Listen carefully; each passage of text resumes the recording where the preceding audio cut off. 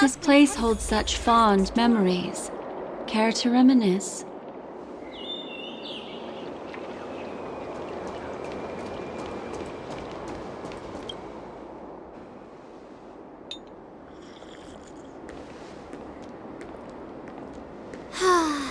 Seriously? When is this war dance going to start? The Sky Splitter has been hovering there for ages. When can we board and see what's inside?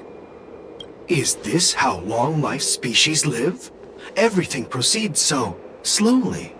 The effectiveness of anticipation in my emotional center is at an all-time high. Oh, I need to drink some coolant. Relax. The Realm Keeping Commission will send boarding notices to all ticket holders. The Gazette said the Sky Splitter will fire a salute before the ceremony starts. I saw the schedule for the first day of the tournament. Can you believe the Ringmaster accepted 4 challenges? And he's just a kid. So, who are you betting on, Bardo? I'm betting on neither. I lost all my credits betting on Roboball games in Taikian. This time, I've decided not to rely on probability games to accomplish my target of getting rich. War dance.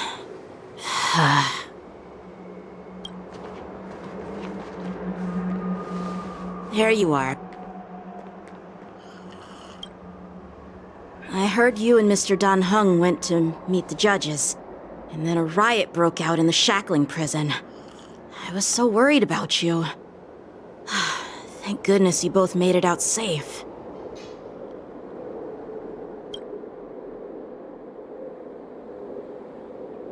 There was a revolt in the shackling prison. Fortunately, we were protected by the guards until the Cloud Knights arrived to rescue us.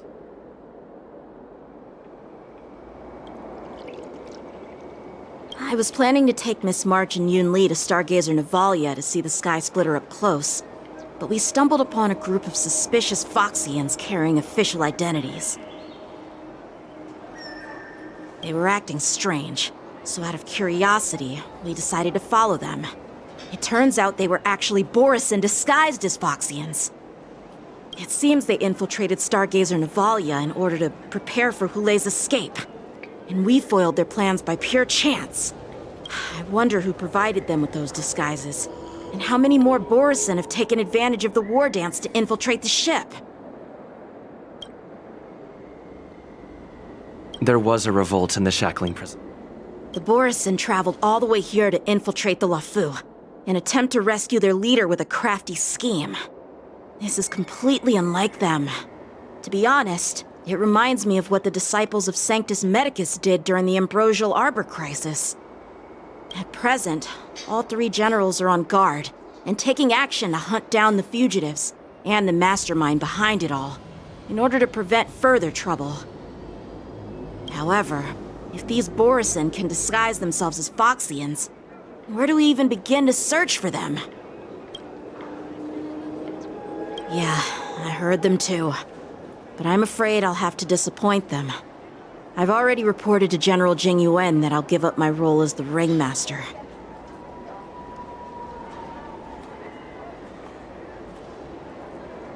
The security of the Luofu is more important to me than anything else.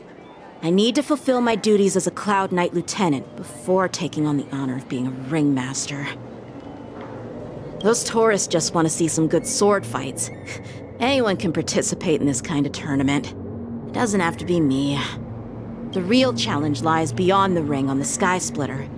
If we don't capture the fugitives soon, Hulei will wreak havoc. Obviously, there's someone behind the scenes orchestrating this prison break, intending to spread chaos. If we fail to thwart their evil plan, what honor will be left for us to uphold? Well said. You may be tiny in stature, but your ambition matches that of the Yao Qing's warriors. Hey, this has nothing to do with my height.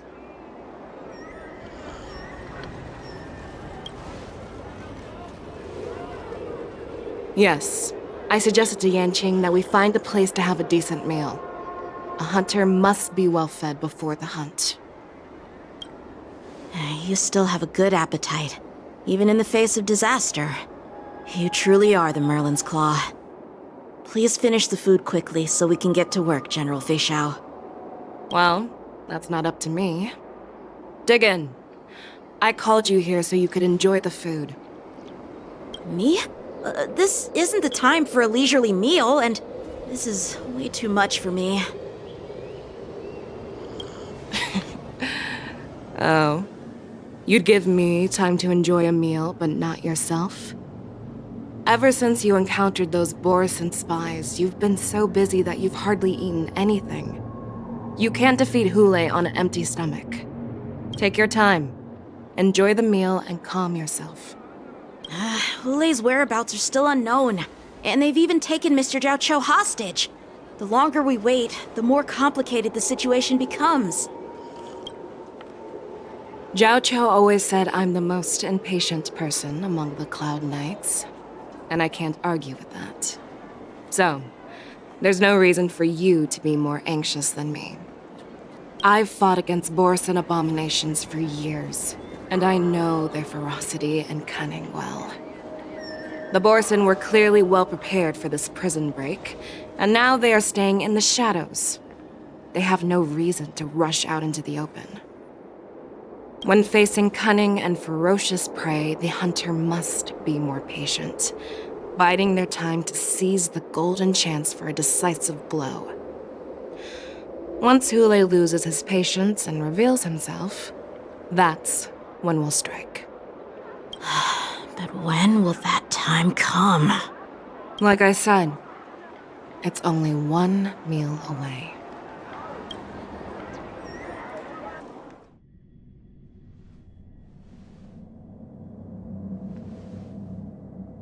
General Hua Yan, the Skyfaring Commission has finished its preparations.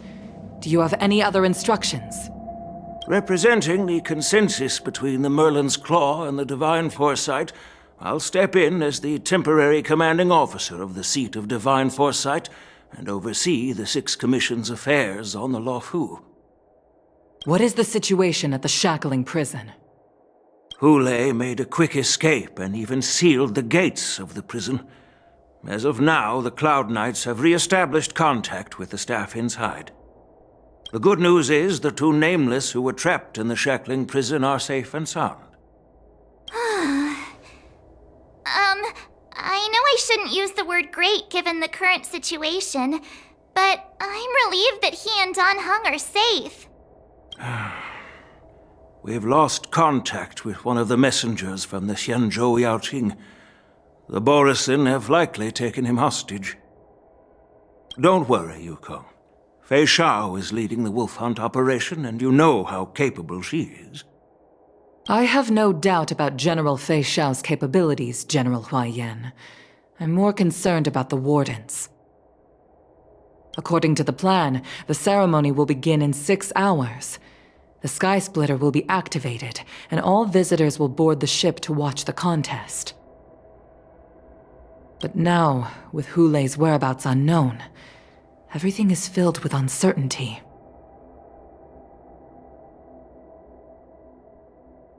March is right, Grandpa. I heard the escaped prisoner from the shackling prison is beyond formidable. In case anything goes wrong. So, Yun Li, what do you think we should do? Well, I believe we should declare martial law and allocate manpower to search for the escaped prisoners. And as for the war dance, it's better to announce an indefinite delay for now.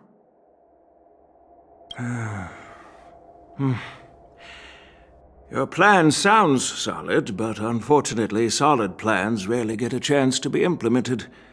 I believe there are at least 2 parties who won't accept your approach. The first are the many travelers who have come all the way here for the war dance. If we declare martial law now, it's like declaring that the Luofu isn't safe. How do you think the outsiders would react? They'd be terrified, and chaos might ensue. The second party is the staff of the Xianzhou Luofu's 6 commissions. They've invested a lot of resources and manpower into organizing the war dance. Suddenly suspending it indefinitely would create numerous challenges for them. But of course, not everyone disagrees with your idea. Really? The mastermind behind this incident would fully support your opinion, presumably. Hule's escape and your discovery of Borisin's spies at Stargazer Novalia. Even a child could guess that these events were orchestrated.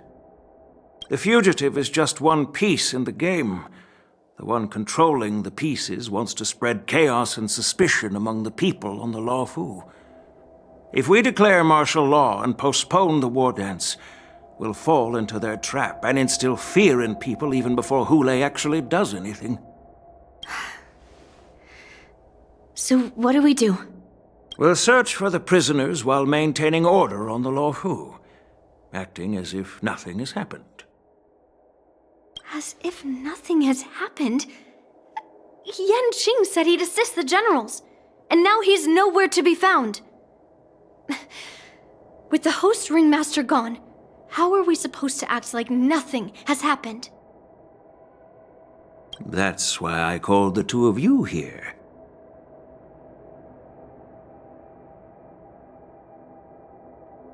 Master Yunli, is General Huaiyan asking you to be the ringmaster instead of Yan Qing? No, that's not the case. General Huaiyan, are you asking me to take Yan Qing's place as the ringmaster? You caught on quickly, Miss March. That's exactly what I mean. But Miss March is a guest invited by General Jing Yuan, Grandpa. How can an outsider represent the Luofu in the ring? It will make the Xianzhou Luofu a laughingstock.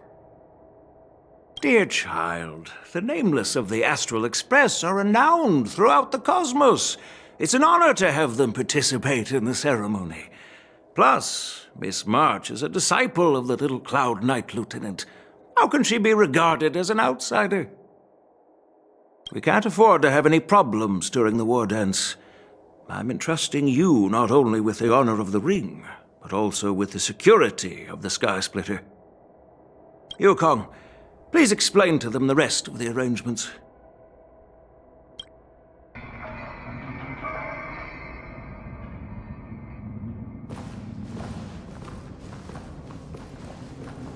I am sorry for our improper management, and I truly appreciate your assistance, General.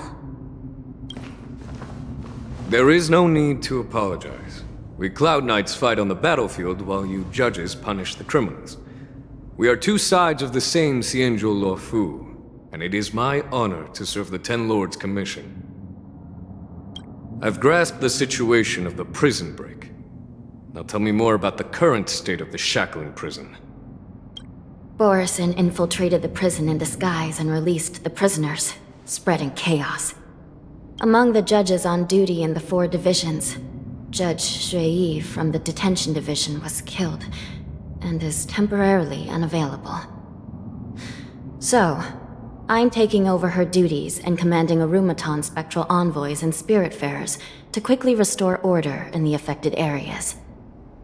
I, and the two behind me, will go deeper into the prison to investigate.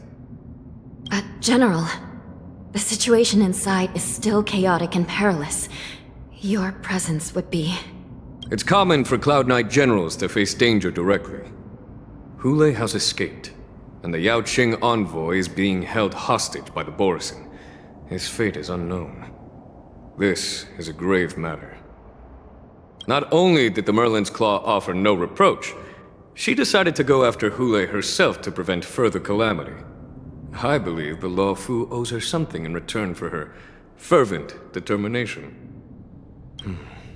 How did the infiltrators learn about the location where Hule was held? And how did they time their plan just before the Yaoqing messengers were ready to escort him? Finding the answer to these questions shouldn't be too difficult. What truly matters is if we can gather the clues that lead us to the mastermind behind all of this. I understand, but I'm afraid it won't be an easy task. For a long time, this hidden force has been pursuing their own goals and undermining the security of the Luofu. Backing down now will only encourage them to further endanger the peace here. The Ten Lords Commission will support your decision with everything we have, General.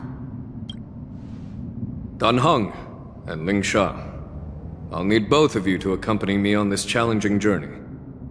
Well, it's part of my responsibilities as the Cauldron Master. So, where would you like to start, General? Let's start with those Borisin disguised as Foxians. My people have already prepared the evidence.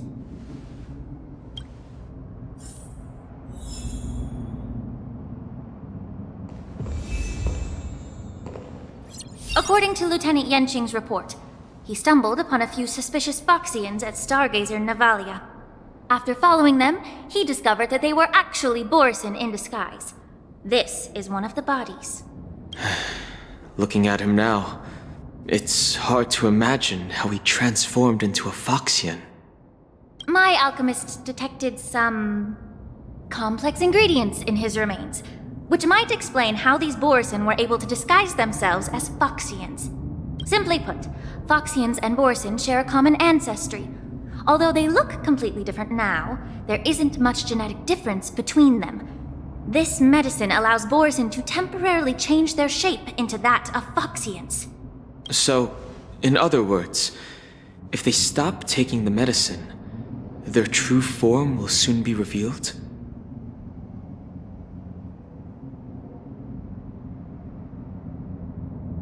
Indeed. This means that these Borisin have a steady supply of the medicine within the Luofu. The disciples of Sanctus Medicus. Looks like the Alchemy Commission is involved once again. When I was sorting through the prescriptions they use, I came across one called Semblance Reversion Essence. It's designed to help those disciples suppress signs of their Mara-struck forms and maintain their normal appearance. When I compared it to the medicine found in the Borisin's body... They're one and the same, aren't they? The medicinal properties and ingredients may differ, but the principle remains the same. Since ancient times, the Borisin have always sought to have more powerful bodies, regarding the Foxians as weaklings. Yet, in order to save their warhead, they were willing to disguise themselves as Foxians. If these infiltrators rely on the medicine to maintain their disguise, then following this lead in our investigation seems prudent. Please follow me. Here we are. According to the judge, this area is not yet under control, so we should proceed cautiously. I've captured the nature of the medicine in my sensor. By following the medicinal fumes, we should be able to retrace the steps of the disguised Borisin.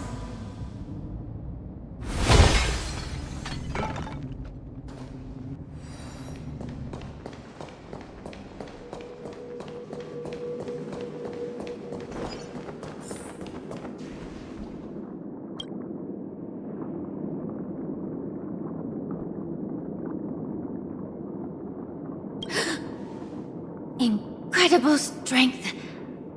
The attacker shattered this warden's bones with a single blow. Such brute strength is not something an ordinary Borisin possesses.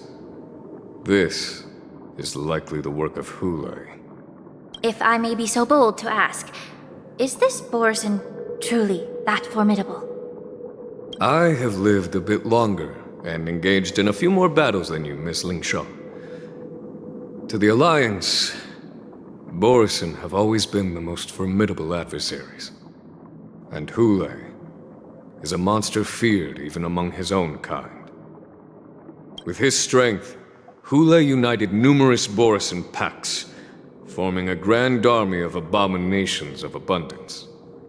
They constantly pushed the Alliance's armies into perilous positions. Over 7 centuries ago, I followed my mentor on a campaign against the abominations, and I personally witnessed the devastation on the battlefield after Hule appeared. even with medicinal pellets that suppress the fear caused by his lupitoxin. Countless Cloud Knights succumbed to panic in the face of his murderous aura. They couldn't even raise a hand in resistance. If the former sword champion hadn't immobilized Thule with her Frostblade, the outcome of that fateful battle could have been very different. By the end of the battle, only a few of us remained. The crimson moon cast the sheen of blood on all.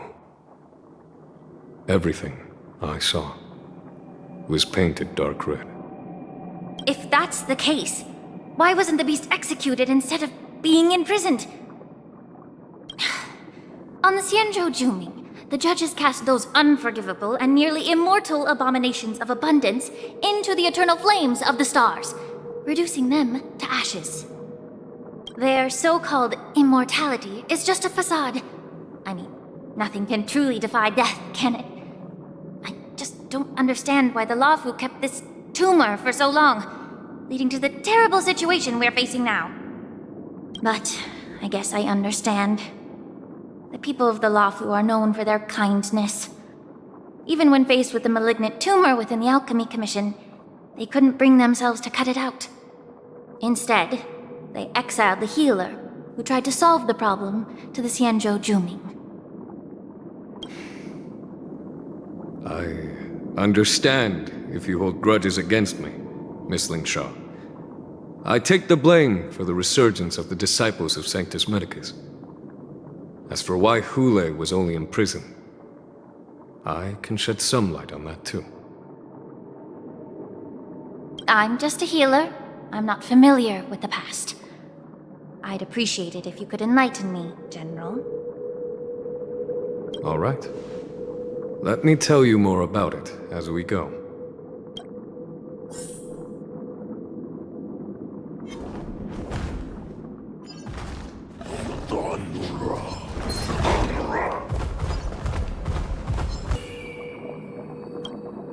Did this Cloud Knight also take the medicine?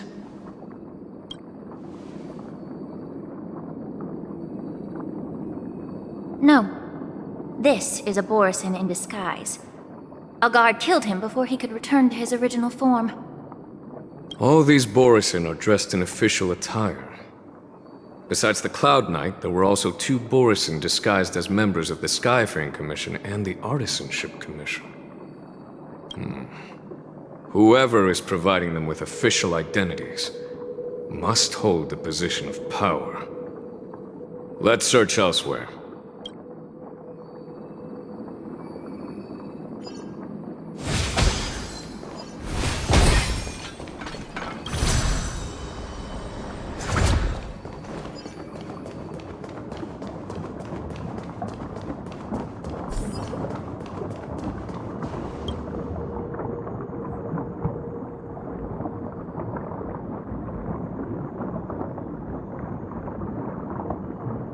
Someone bit open his arteries and drained almost all of his blood while he was still alive. Such a cruel and ruthless act. Despite being a long-lived species, Borisin are actually more like predatory beasts that must feed on raw blood and flesh. I've heard that Thule was deprived of food and water in the shackling prison. It's hard to imagine how he managed to suppress his hunger for over 7 centuries. Such is the terrible nature of the abominations of abundance. We subjected him to the Forest of Swords to drain his life force. But in the end, his punishment turned into a test of our patience. Just like you said, Miss Lingshaw. Casting a creature that can't be killed into a star would be a way to permanently get rid of it. But unfortunately... The Foxians didn't agree to that. Exactly. The atrocities committed by Thule went beyond mere massacres. Throughout numerous wars, we made every effort to eradicate the Borisin. But Thule, with his mysterious sorcery, turned countless Foxians into his pawns. And so the Borisin kept returning. The Foxians curse his name day and night, and they even use it to scare children into staying quiet. How could they grant a swift death to such a great sinner? I wonder if you know why Hule wasn't taken into custody by the Foxian majority Xianzhou Yaoqing, but instead imprisoned in the Xianzhou Luofu, Miss Lingsha. As you mentioned, your mentor was an exceptional warrior and was the one who defeated Hule, an extraordinary achievement. Therefore, the Marshal placed this feral beast under the jurisdiction of the Xianzhou Luofu as an honor, I assume? It seems you have a major misunderstanding about this arrangement, Miss Lingsha. Allow me to explain it to you.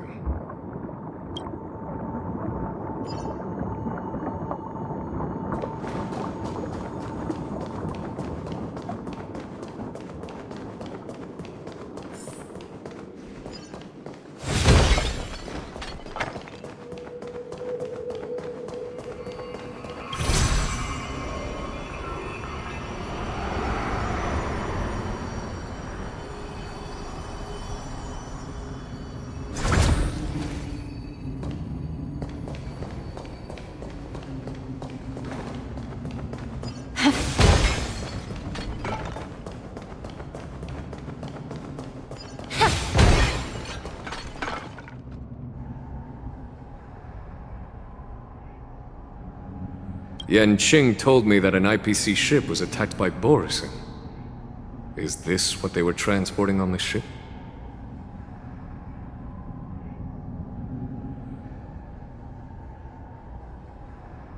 Yes. The Artisanship Commission and Alchemy Commission conducted a joint examination and found that the parts of this machine are made from specially refined Borisin biotissue.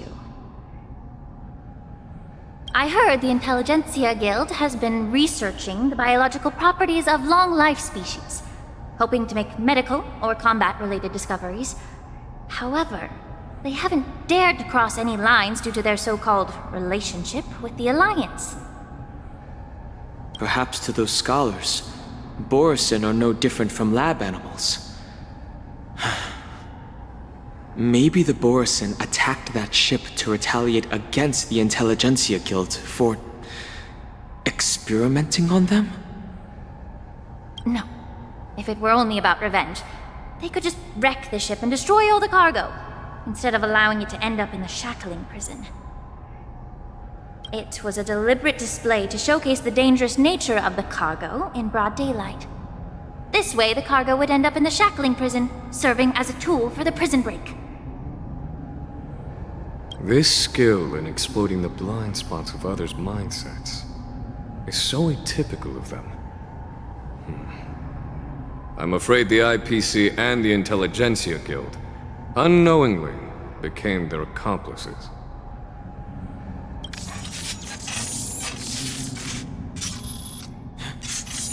Watch out!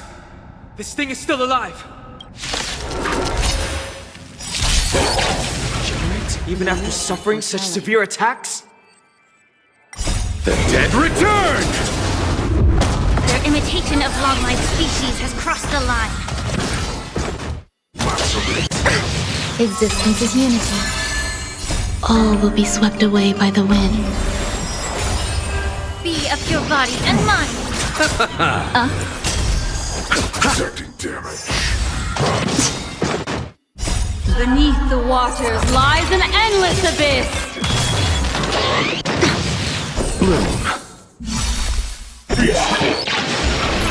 If it can still move, it means it wasn't damaged enough. Let's make sure it never moves again. Everything in this world is bleeding. Ill fate descends. Be of your body and mind. Ill tidings manifest. Eternal.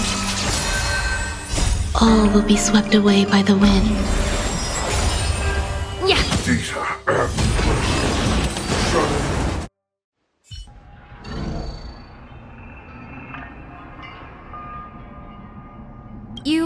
haven't answered my question about why Hule was imprisoned in the Lafu instead of the Yaoqing, General. You've been reserved in your response. Could it be that such an arrangement wasn't an honor? The reason why the Marshal didn't leave Hule on the Yaoqing lies in the very mech in front of us. Are you suggesting that there are people trying to understand Hule's secrets and use them for their own purposes? Just like with this mech? Well, I understand. I've heard that the Foxians on the Yaoqing share a bloodline with the Borson. And just like the Borson, some of the Foxians there experience an uncontrollable insanity called moon rage. The Marshal believed that this would be inhumane and no different from what the Borson did, so... Exactly. While Borson see moon rage as a blessing that unlocks their true potential, Foxians see it as an inevitable curse within their bloodline. Countless healers of the Yaoqing have attempted to unravel this mystery, but to no avail. Why can Borson control the power of moon rage? Can we Foxians break free from this curse? These questions were asked frequently. Each questioner had good intentions. But the road to catastrophe is paved with good intentions. To the Foxians of the Yaoqing, Hule was not only the warhead of the Borson, but also a monster that could be the subject of much research. Hule thus became a poison that corrupted people's minds without their knowing. That's why the Marshal decided to imprison Hule and the Lafu. It wasn't an honor, but rather a warning. Because such selfish pursuits in the name of good intentions once led to a tragedy on the Lafu that served as a warning to future generations. The sedition of Imbibitor Lunae. By imprisoning Hule and the Xianzhou Lafu, the Marshal both suppressed the dangerous intentions of the Yaoqing Foxians and warned the Xianzhou Lafu to refrain from repeating its mistake. That was a necessary trade-off.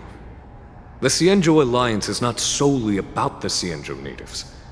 Only when all three races, Foxian, Videodora, and Xianzhou natives, form an alliance, will there be a promising future for all. Thank you for enlightening me. Was it for the same reason that you traded off my mentor to the Xianzhou Zhuming, only to stand idle and allow the resurgence of the disciples of Sanctus Medicus? You said that I couldn't bear to cut out the malignant tumor within the Alchemy Commission, but instead exiled the healer who tried to solve the problem to the Xianzhou Zhuming. But did your mentor tell you her good intentions led her to perform certain healing arts on Dun Hung, who had just finished his hatching rebirth, so that he would regain the memories of his past life? What did you just say? She believed that restoring the High Elder's knowledge of his past life would allow the Videodora to resume their duty as the guardians of the Ambrosial Arbor, quelling the strife within their clan and bringing everything back on the right path. But just as I mentioned earlier, the road to catastrophe is always paved with good intentions. Since then, the 6 charioteers decided that the Alchemy Commission would no longer have a cauldron master. Until your arrival now. If that's the case, I should thank you for protecting my mentor by exiling her, General. Quite the contrary. I should be the one thanking you. Thanking me? All I ever want is to have a clear conscience. However, can long-life species truly achieve that goal in their long-drawn lives? For example, You were implicated along with your mentor, and forced to leave your homeland without knowing the truth. And now, with the complicated situation in the Alchemy Commission, the Alliance has spared me a lot of trouble by sending you to handle this challenging task. Shouldn't I be thanking you instead? Your eloquence is indeed impressive, the divine foresight. You won't even leave me any excuses to hold a grudge against you. But, let me make it clear. The Alliance sent me here to handle the business impartially, not to choose sides. It doesn't matter which side you choose, Miss Lingshaw. At the end of the day, both you and I stand on the side of the Alliance, don't we? Let's keep going.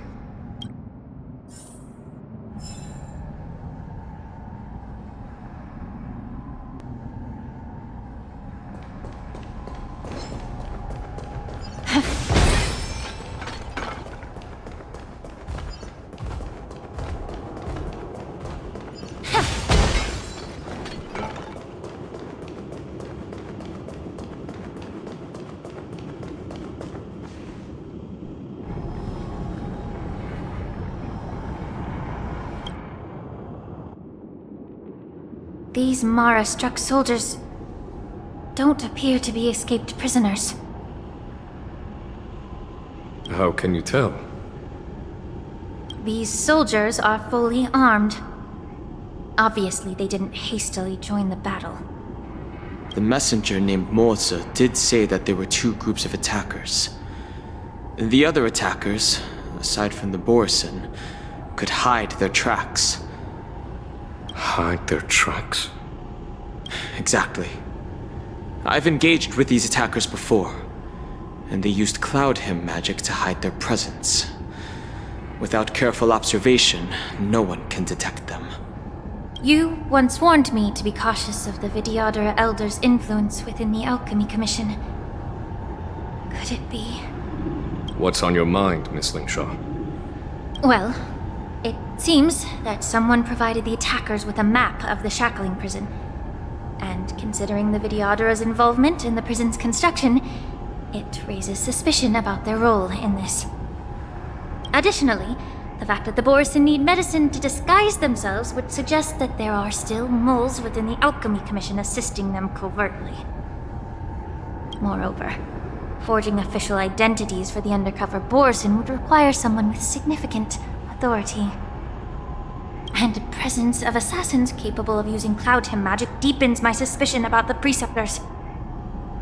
But why would the Vidyadhara collude with the Borison and aid in Hule's escape? They aim to spread chaos. They believe that only in chaos can they regain their former power and influence. Since this edition of Imbibe de Lune, the once proud dragon race has been powerless, watching their influence wane.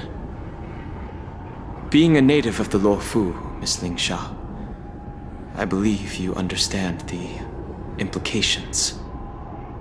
However, I don't think the Preceptors are the true masterminds. If I'm not mistaken, the one behind all this treachery is the Lord Ravager who exploited the weaknesses within the Luofu and instigated the disciples of Sanctus Medicus, ultimately leading to the Ambrosial Arbor's resurrection.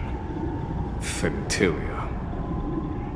Please remember, General, that everything I've mentioned is mere speculation. We need concrete evidence for a public trial. If you want to interrogate someone within the Vidyadhara's ranks, you'll need irrefutable proof. So, what's your plan, Miss Lingshaw? I'll send an invitation to the Preceptors. An invitation? The Preceptors have been inviting me for a personal meeting since my arrival on the Luofu. Now, I'll send them the remains of these Mara-struck soldiers and the route map I found in the prisoner's possession. Then, I'll ask them to meet me at Scale Gorge Waterscape. I'd like to hear their explanations. Good idea. If I were to take action, it might alert the true mastermind. I trust you to handle this matter, Miss Lingshaw. The internal affairs of the Vidyadhara should remain under their jurisdiction. And don't worry if things don't go smoothly. Once the wolf hunt operation is over, the hidden truths will come to light. Speaking of the wolf hunt operation, I'm truly worried about the Yaoqing messenger who was taken hostage. Hulei was starving in the shackling prison for centuries. I don't know if the messenger can survive in that wolf's clutches. May Rainbow's blessing keep him safe.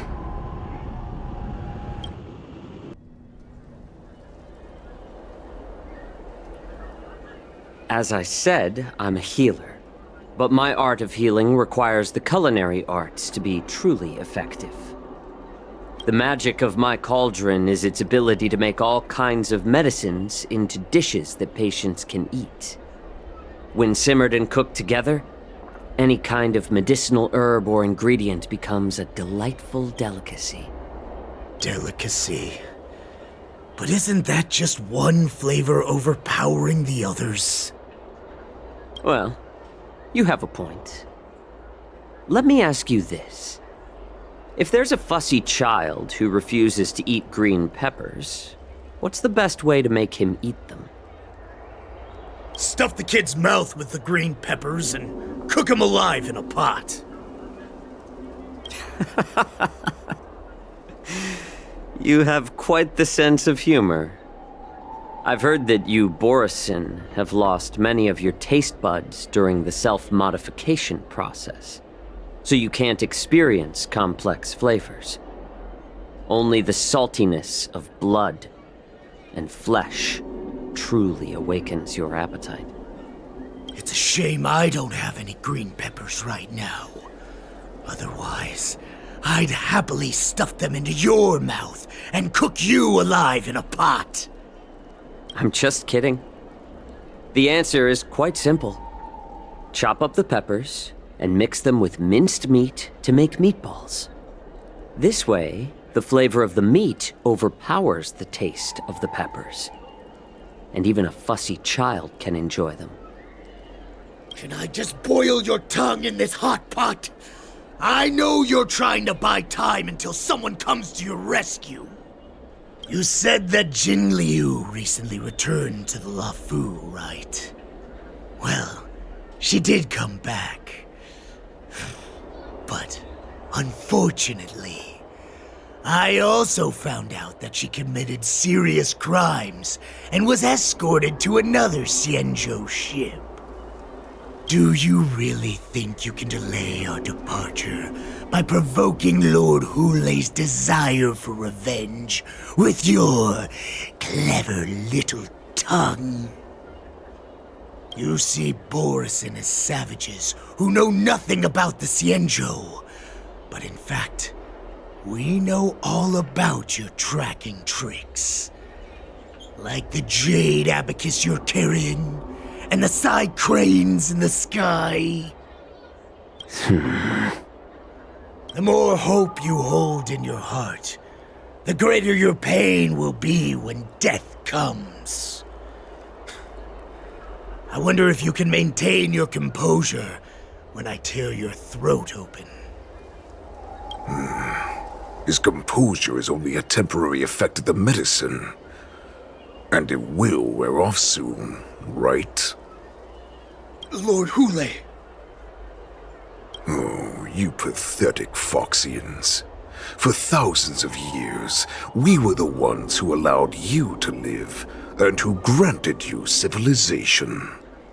But in the end, you chose to betray us for the freedom promised by the Xianzhou people. But it's all right. As long as you catch the scent of your masters, you obediently return to us. No matter how far you run away.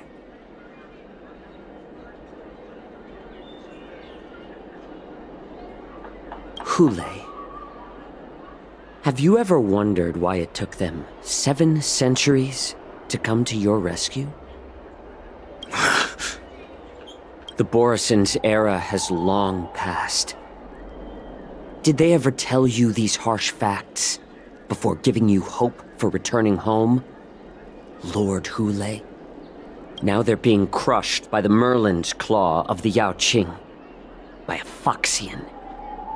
They're hiding in remote corners of the cosmos, trembling with fear like a wounded beast on its last legs, reaching out desperately for any fake hope of salvation, which in this case is you. The Merlin's claw of the Yaoqing. A Foxian? Very interesting. Tell me, Moktok, is he speaking the truth? He isn't lying. That lowly beast was a war slave who ran away from our pack. Cannon fodder, a thief! She stole our power and used her knowledge about us to fight us, using every dirty trick in the book! And she bested you, Moktok. Fairness is but a pathetic excuse for the dead and defeated. Since our great pack has fallen apart, who told you that I was alive? And who sent you here?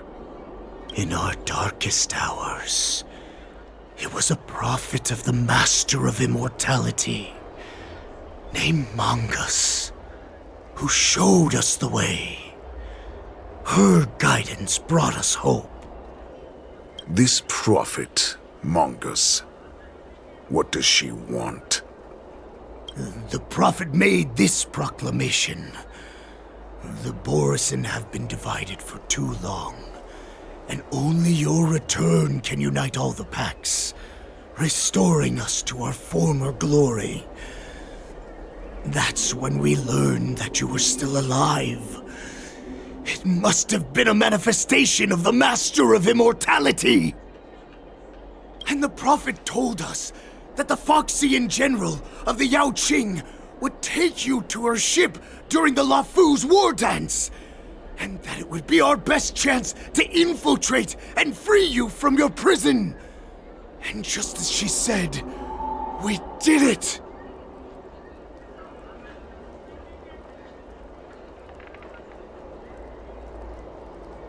That so-called prophet lied to all of you. She just sent you here to die. But her prophecy has come true. Our warhead is right here, with us!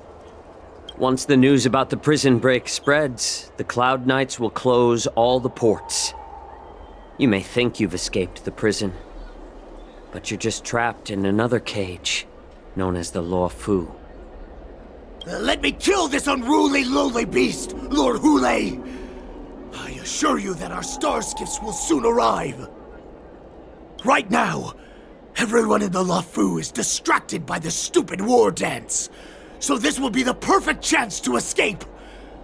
Once you've returned to your territory, your revenge against the Xianzhou ships will be within reach. Perfect chance to return to my weak and shattered pack at the mercy of a ridiculous false prophet and become a mere puppet in her clutches. Her plan is full of flaws.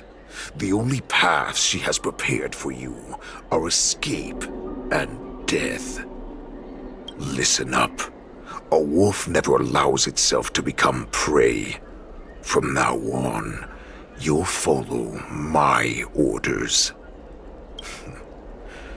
Since you are so confident that the Cloud Knights will close the ports, Jiaoqiu, I'm now giving you a chance to go and see it for yourself. Go to the ports, come back, and tell me what you saw. Wait, what did you just say? But my lord! Would an alpha wolf ever listen to a cub, Moktok? No, I've never heard anything like that. I wasn't trying to defy your will. I will always unquestioningly follow your orders. I'm offering you a once-in-a-lifetime opportunity. Don't you want to run away, Jiaoqiu? You will come back. Because Foxians like you always obediently return to their masters, no matter how far they run away.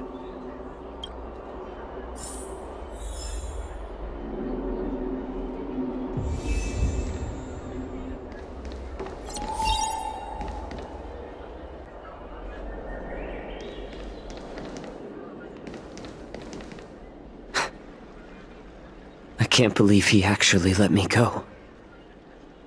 What game is he playing? Perhaps I can try to warn the Cloud Knights. No. Perhaps I can just escape.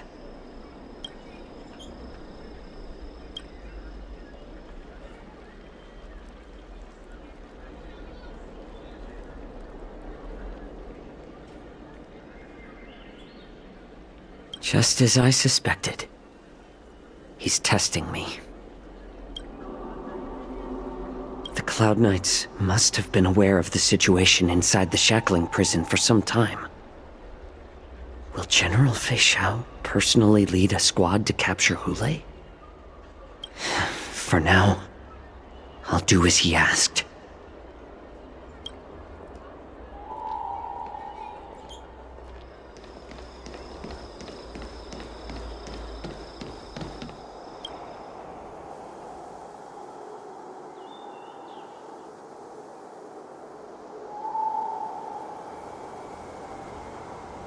Would you like to board my star skiff?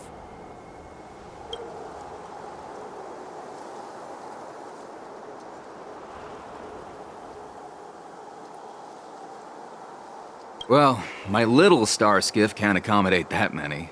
But I have a larger one that will arrive in less than 15 minutes if you need it. So, where would you like to go? We need to hurry, wherever we're going. The war dance is about to start, and the Skyfaring Commission is prioritizing star skiffs heading to the Sky Splitter.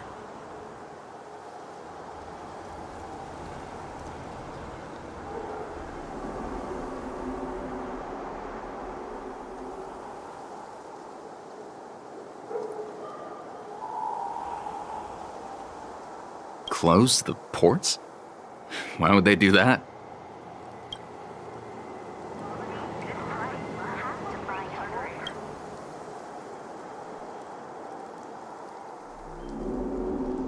Would you like to board my star skiff?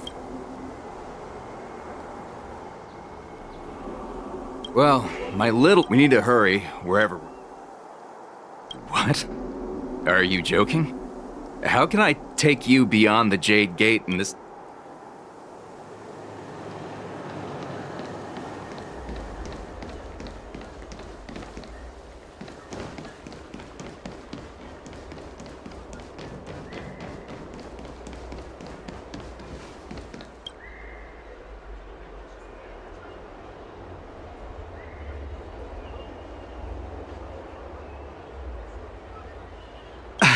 I'm sorry, but the Realm Keeping Commission Chancery is currently closed.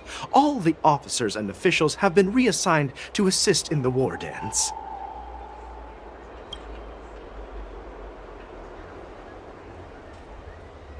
Hey, although we're short-staffed at the moment, if there's anything I can do to help, please feel free to ask me.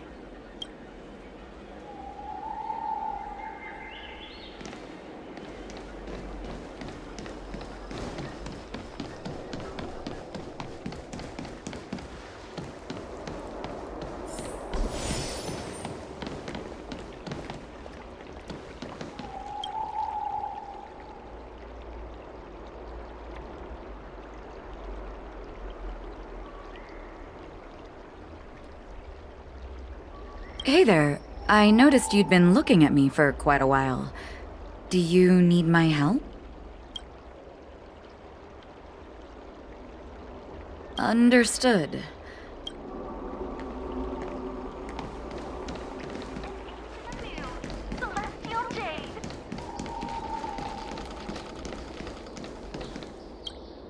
Stop asking.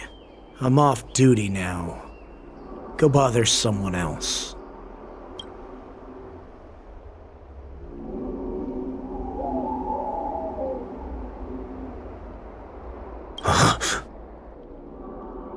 You're not one of us, but I smell a familiar scent on you.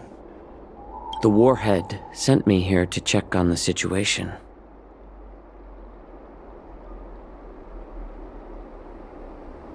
Not yet. There's no way for this tiny ship to escape from the Cienjo. Only the starships at Stargazer Navalia can break through the Jade Gate. Mokdok said there would be insiders to pick us up, but I haven't heard anything yet. The ports haven't been closed? What is going on? Stalling won't help. It's time to confront Hule and see what tricks he's up to.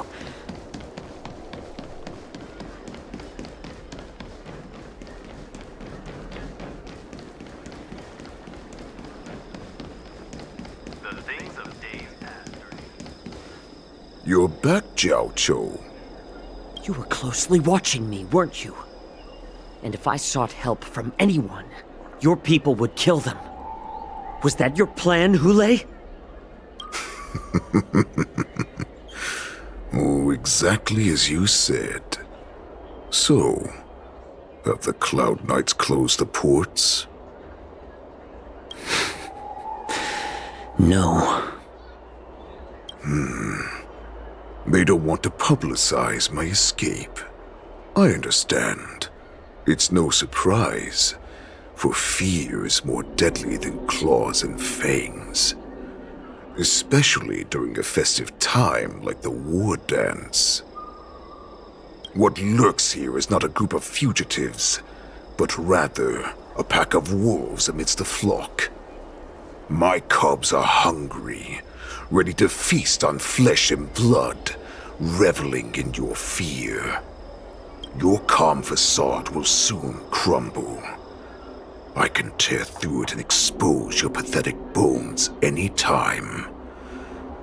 There's no escape from me, Jiao Cho. Of course, you can try your luck and believe that your wits will save you. But remember, you're not the only hostage in this city. If you try anything funny, innocent people will die because of you. Now, let's talk about the Foxian general you serve. Mokdok says she's here for me, which means she'll be hunting me herself. Before the hunt begins, I need to know my opponent. You can refuse and play tough, or you can cooperate and save us both some time, healer.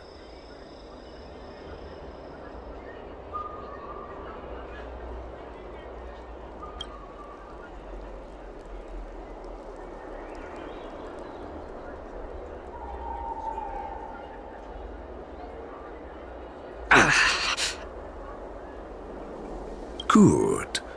At least you didn't try to draw attention with a scream. That way no one will die in vain. Fine. I'll tell you what you want to know about her. But I expect something in return.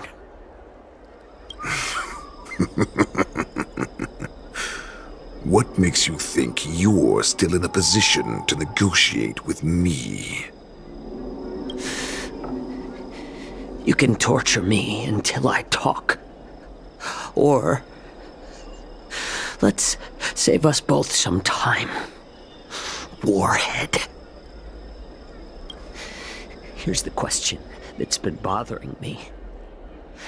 How have you managed to survive and endure centuries of torture? Borison aren't supposed to live that long. Or possess such regenerative abilities.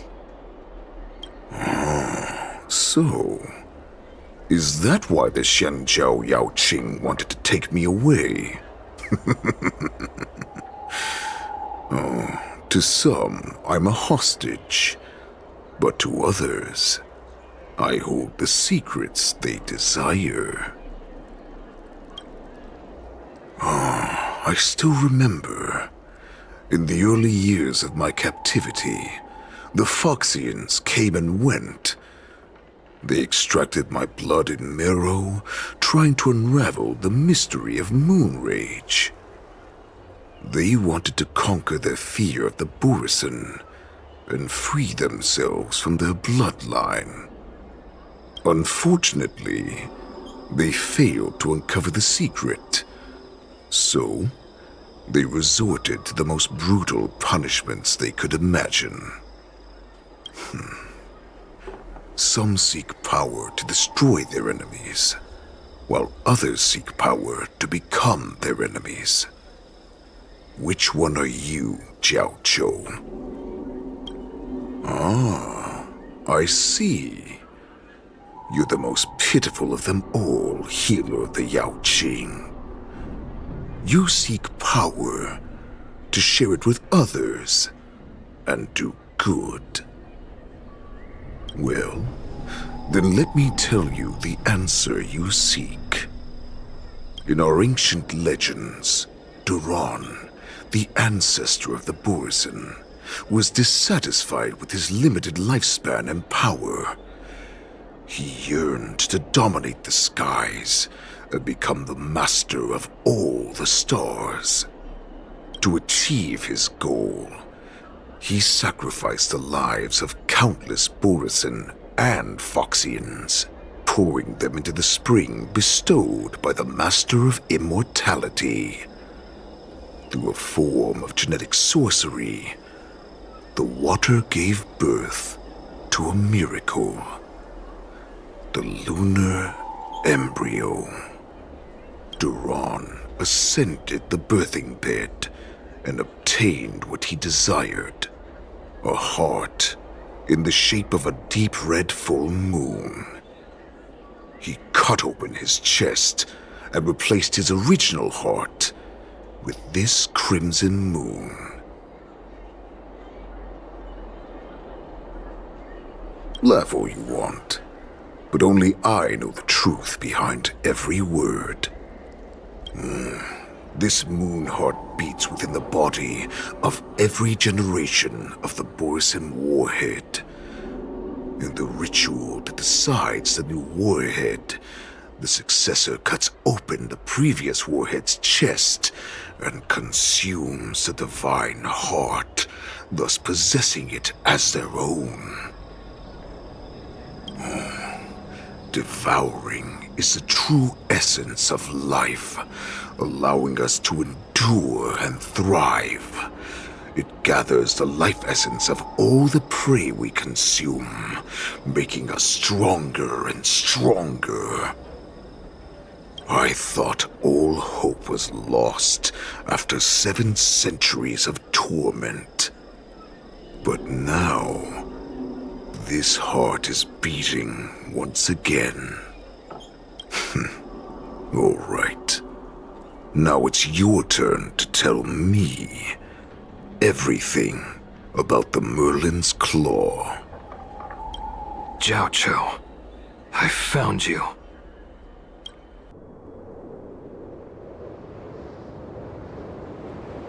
I know I'm in no position to question your orders, but if I understand correctly, you already have intelligence about the Borisin? That's right. My people are busy collecting clues now. What's the situation, Wadza? General, before we completely lost contact with Jiao Chou, I picked up a signal from his jade abacus. It won't take long before we locate their whereabouts. If that's the case, shouldn't we immediately go there and join forces to eliminate the Borisin? Why are we returning to Stargazer Navalia? Looks like your general has only taught you swordplay, not the art of the hunt. There's an old saying among the Borisin. In the forest, the hunter may easily become the hunted. While we may call ourselves the hunters now, chasing them blindly will only make us become the prey.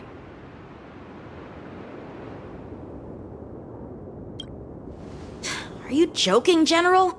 He's just a wolf who's been imprisoned for 7 centuries. Even with his accomplices, they're no match for us numerous Lawfu Cloud Knights. How could he consider us his prey? Do not underestimate the enemy. Hule is not an ordinary Borison that can be easily killed. The advantage in numbers means nothing when we face that monster. A vicious beast who hasn't tasted blood and flesh in 7 centuries is now lurking on the streets of the Luofu right before the war dance. This is what makes the situation treacherous and unpredictable.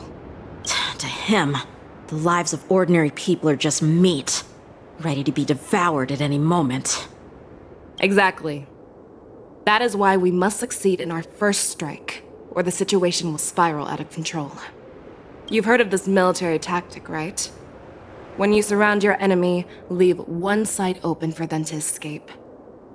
A skilled hunter must be well prepared, waiting for the prey at the most advantageous position.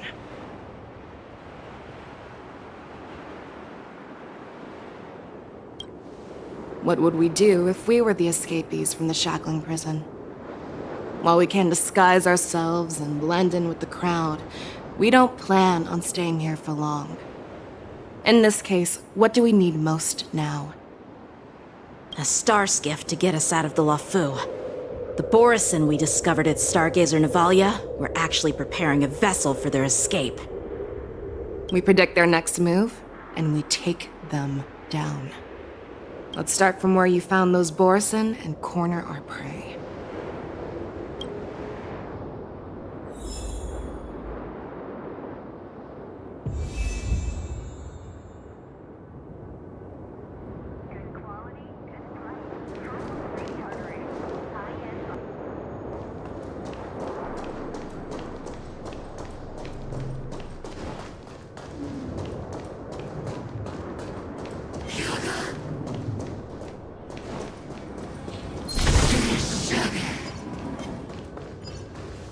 This is where we ran into the Borison last time. It looks the same as usual. Because I blocked all the relevant news to make it seem as if nothing had happened.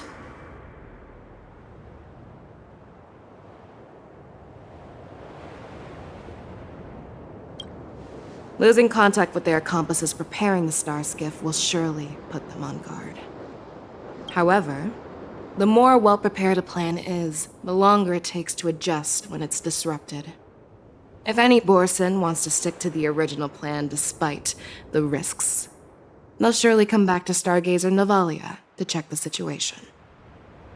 Are you suggesting that there are Borison here at Stargazer Navalia right now? This is an automated area. So don't you think that there are a bit too many people here today? First, look at those 2 Skyfaring Commission staff members. They've been observing us in secret since we arrived here. Then there's a Cloud Knight soldier over there. Perhaps he's here for patrol, but each patrol team must consist of 2 members. And obviously, he is not following the rules. Lastly, there's that craftsman wearing Artisanship Commission clothing. He's unusually focused on checking that device. If you have a target in mind, let's go investigate.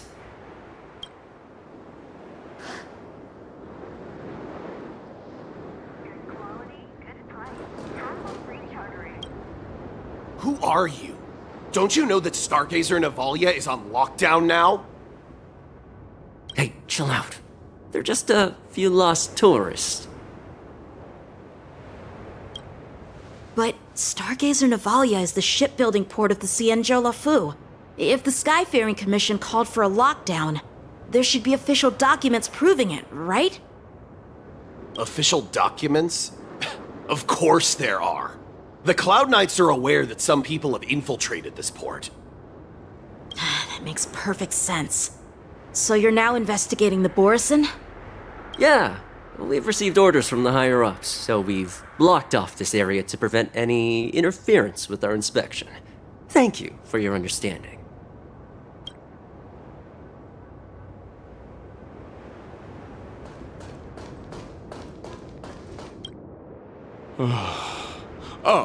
Lieutenant Yanxing and General Feixiao? You're aware of the Borison prison break, right? Yeah, I've received the news, and I'll be on the alert.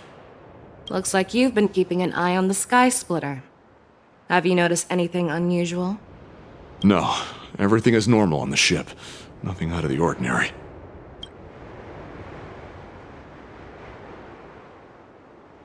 This is not a location for a Cloud Knight on guard duty, is it? Well, this spot offers a great view. Are you here to keep an eye on the Sky Splitter? Yes. You've been observing the Sky Splitter for a while.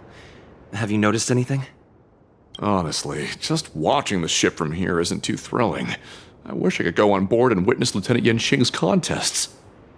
Speaking of which, Lieutenant Yanqing, aren't you supposed to be on the Sky Splitter? Is it alright for you to be here instead? Thank you for your concern, but I have more pressing matters to attend to.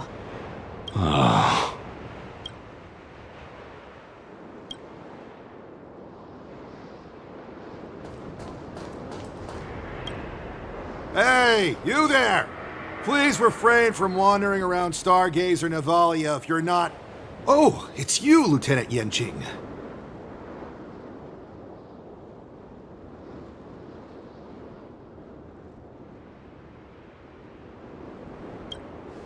No, not at all.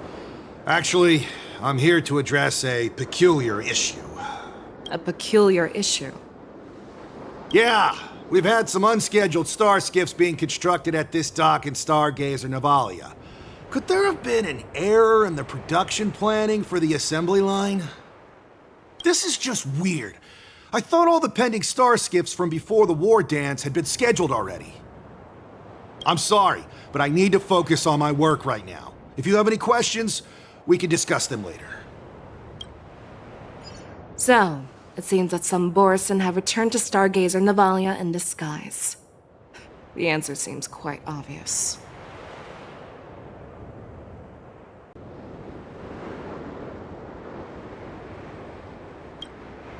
That's my suspicion as well.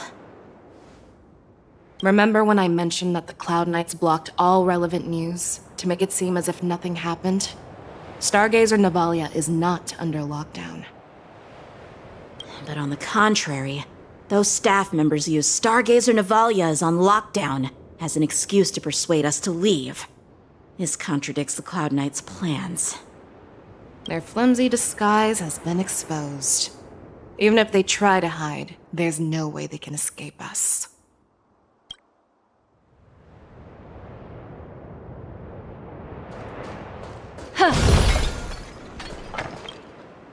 Why are you still here? As I said, Stargazer Navalia is on lockdown now. No, I never issued such an order. Who are you?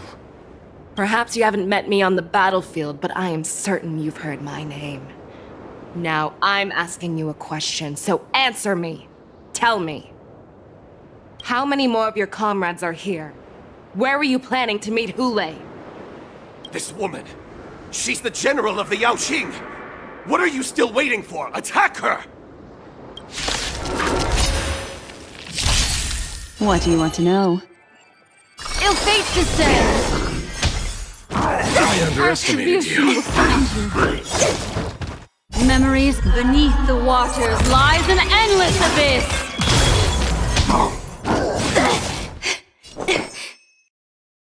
Eternal.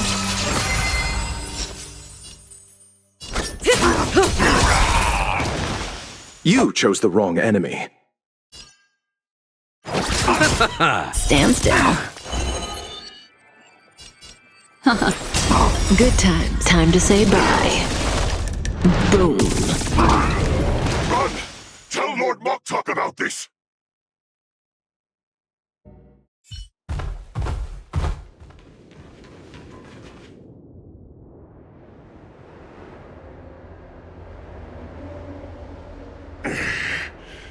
Why don't you kill me?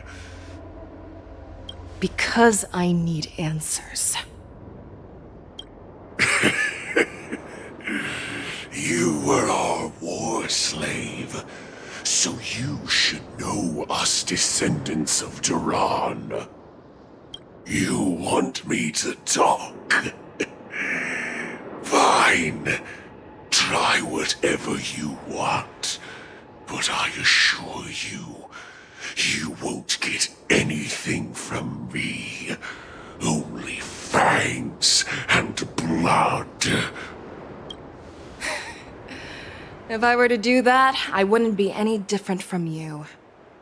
I am the arrow that pierces the wolf's heart. I grant you a swift death. That's exactly what I desire. Wolves that leave the pack are prepared for the fate of never returning home. But sadly, you didn't catch my partner. He will alert them. Before you close your eyes, you should know that I allowed him to escape. Because he will lead the Cloud Knights to Hule's hideout.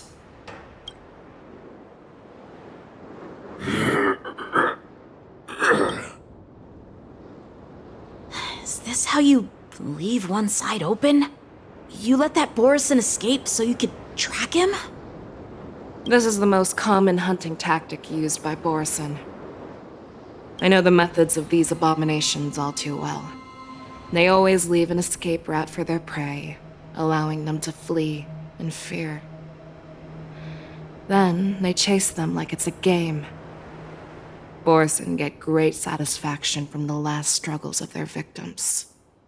Have you witnessed these things firsthand? That guy called you a war slave. What exactly have you experienced? Well, just a hazy past that I can barely recollect. Long ago, I was one of them.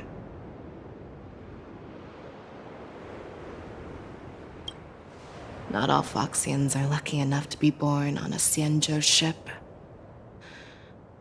I grew up in one of the worlds where Borison roam, known as the Fallen Territories by the people of the Yaoqing.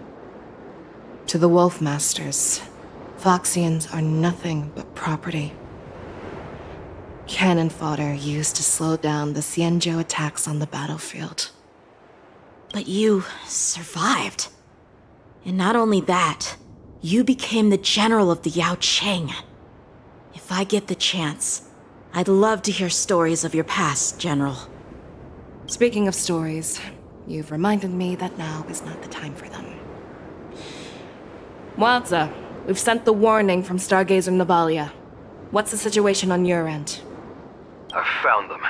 Zhao Cho is trying to stall Hule, and he signaled me to not reveal myself. Trust his judgment and keep watching. We'll be right there. I believe the warning we sent will stop Hule from attacking Stargazer Navalia. What will he do next? The hunt is not over yet. Stay safe, Zhao Cho.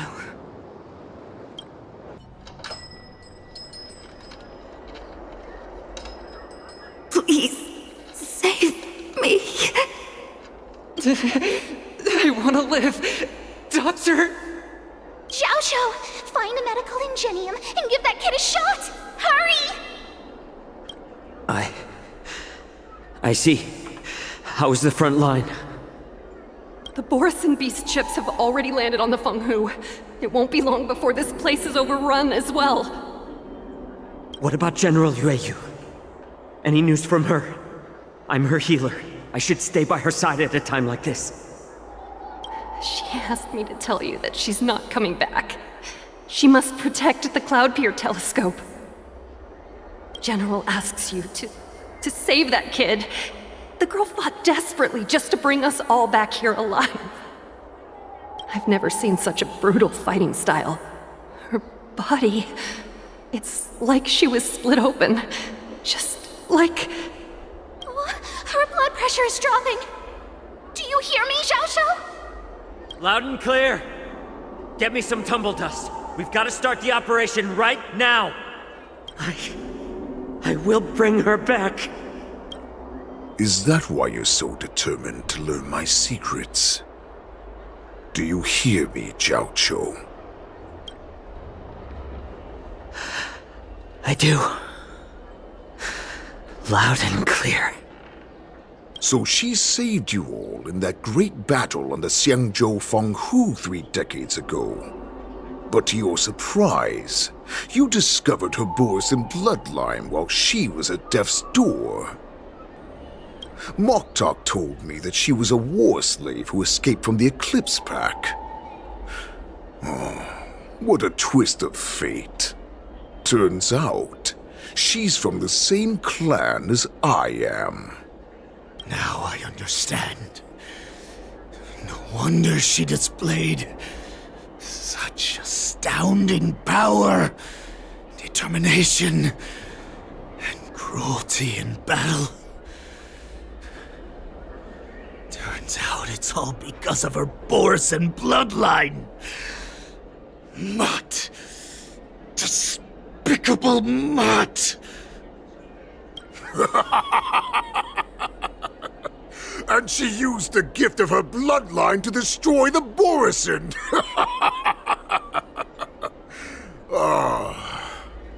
Moon Rage, a blessing for wolves, and a curse for foxes.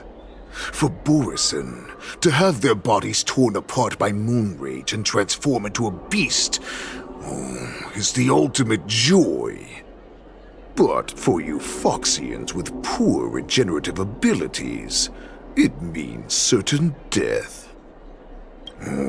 With the burning fury in her heart, that Foxian general will eventually lose her sanity and indulge in endless bloodshed.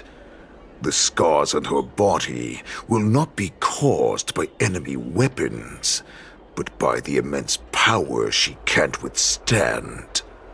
One day, she will be torn apart and die as a monster.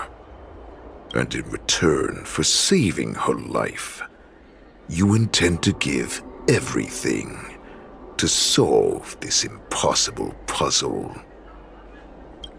Hule, do you know the saddest thing about being a healer? All this time, I've devoted my life to bringing back those who sacrificed their lives to monsters like you. I exhausted myself, and my hands trembled. But I believed everything I did was meaningful. But once again, they rushed into battle. And then I heard of their deaths. They died under your claws, in your jaws, amidst the flames of crashing star skiffs, and under the Lux arrow of rainbow.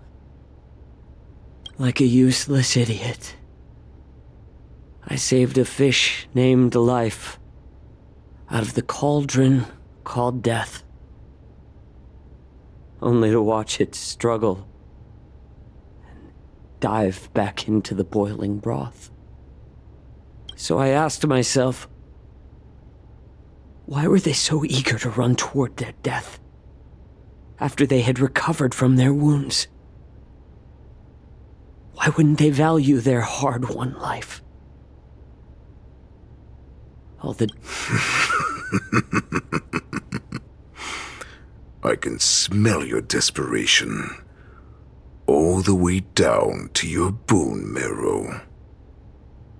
Eventually, I realized that their deaths held value. They placed the weight of their sacrifice on the living, granting us strength. With a coin forged by their deaths, they exchanged something more in return. Everything I'm doing now, following you so closely, is just for one reason: witnessing your death with my own two eyes. Even your death has value. It will pave the way for a peaceful war dance. And a fully cured Fei Xiao. The thoughts in your pathetic head are hardly surprising. Did you already know this? Yes, I did. As Borisin, we understand the value of death more than anyone. And as a healer who has witnessed so much death, you won't be swayed by fear. What a shame, what a shame. Your story actually sparked a trace of respect for you in my heart. Can you even feel respect? With your corrupted heart? Of course. Because I caught a whiff of my own kind in you. Unfortunately, in the end, you're still just a weak fox. As the wolf's creed goes, gift the wolf a dead end where new paths arise. Raise him to a doomed fate where satiation lies. The cowards in forgotten corners meet their unworthy demise. Yet the valorous in brutal battles embrace their eternal prize. That's why I'm keeping you alive for now. I want to show you how Borisin truly respect their enemies. We will consume your flesh and blood, nourishing our own. We will crush your hopes and dreams, clearing a path for our hunt. Your feeble souls will witness a new future. A future that belongs to me. My lord, we received a message. Our arrangement at Stargazer Novicia has been discovered. We must act quickly. That doesn't surprise me at all. Moktok, what's that noise? It's the Sky Splitter. The ship that the war dance will be held on is about to set off. The Skyfaring Commission will clear the air routes. And if our star skiffs try to escape, we'll be spotted. Calm down, Moktok. Look at you now, hiding and fearful. Where is your Borisin dignity? As I said, I'd sacrifice my dignity for your return. As long as you can come back to the Borisin Pax, there's still hope. Hope? The Borisin have forgotten the wolf's creed. Weak creatures put their hope in the strong, but the strong fight their way out. Bringing me back instead of choosing a new master only proves the decline of our pack. And as for the prophet who manipulated you into saving me, she's just a liar trying to use Duran's offspring. Moktok, let me tell you how the Borisin will rise to power. We won't hide like rats in the streets of the Xiangzhou. We will be ravenous wolves, walking amongst a herd of lambs with our fangs bared. But Great Warhead, our packs are not here. We can't go to war like this. Our packs are not here. Wherever I go, everyone is the pack. Stay away. Just don't come any closer. No!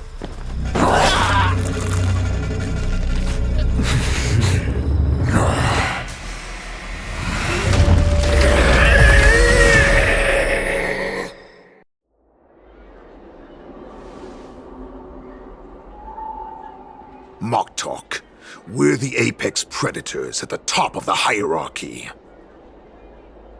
As wolves, we create fear. We don't become servants to it. If you're blind to the path, I will be the crimson moon that lights the way for you. Share my crimson blood with our brethren. Use it to infect those Foxians and strike fear into their hearts. Now, you devious monkey, come out and face me. Xiao. Moza. Run. No, he can't run, and neither can you. You've come at the right time, monkey of the Yaoqing. Tell your general. Tell her that I will unleash a massacre here, drowning the Xianzhou La Fu in blood. From this moment on, wolves bearing my blood will hunt on every street, feasting on the followers of that devilish archer. Follow me, my cubs. We shall stride among the prey. Give the wolf a dead end when new paths arise. Raise him to a doomed fate where satiation lies. The cowards in forgotten corners meet their unworthy demise. Yet the valorous in brutal battles embrace their eternal prize.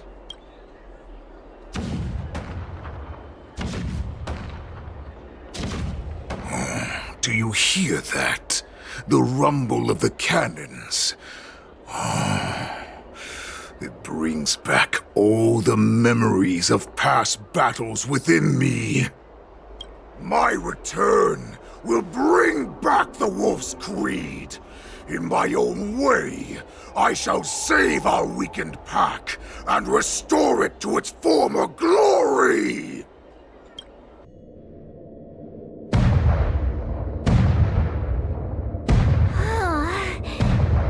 The Sky Splitter's gun salute is really loud. So this is what the war dance is actually like? I feel like my eardrums are going to burst. Well, how could they expect to attract people to come and watch if they didn't make a huge spectacle? March, you haven't forgotten what you came to do, have you?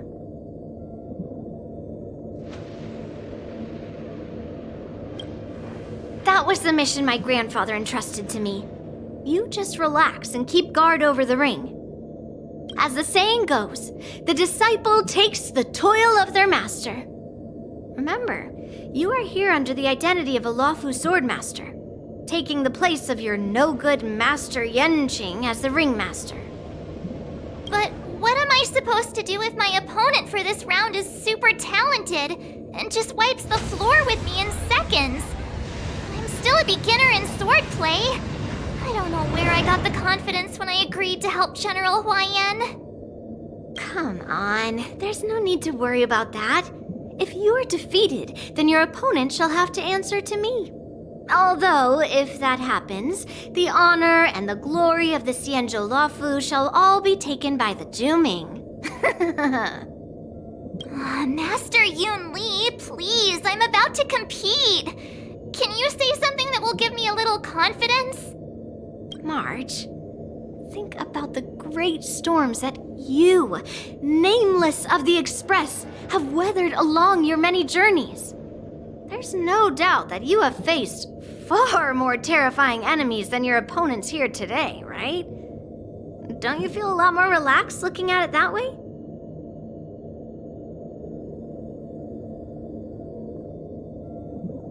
I've trained hard in the art of swordplay over these few days.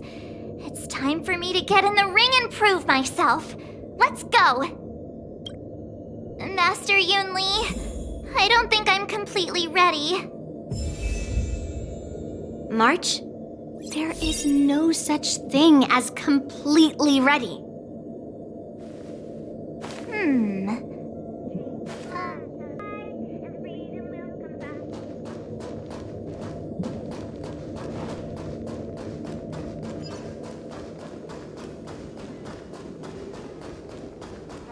Miss Yunli, Miss March. This way, please. I was informed of your arrival by Madame Yukong and came to greet you personally. The news that you will be the ringmaster in place of Lieutenant Yanqing has been made public, Miss March. Just now, as I passed the contestants' hall, I overheard them all discussing this news. The most common question I heard was, who is March 7th? If they ask you this, how will you introduce yourself? Do you have something prepared?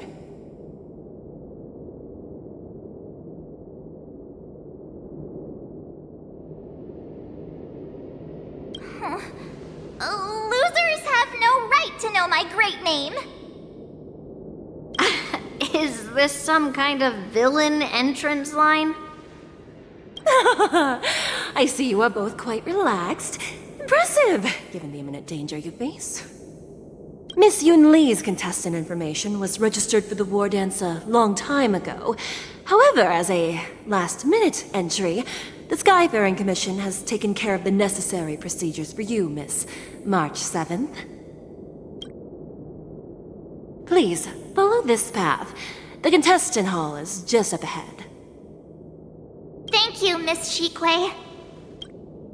Come, let's take a look around the contestant hall. Take one of the MX pilot.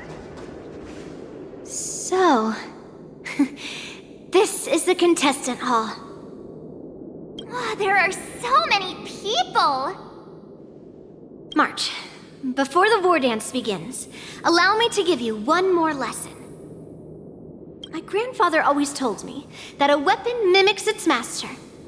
That means that a person's weapon will reflect their habits and personality. You've seen me wield old metal before, haven't you? Tell me, what did you observe from that?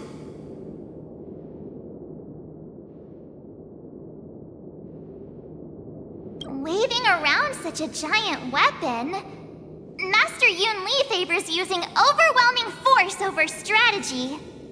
You're not wrong. My battle style has always been simple and effective. One cut, and it's over.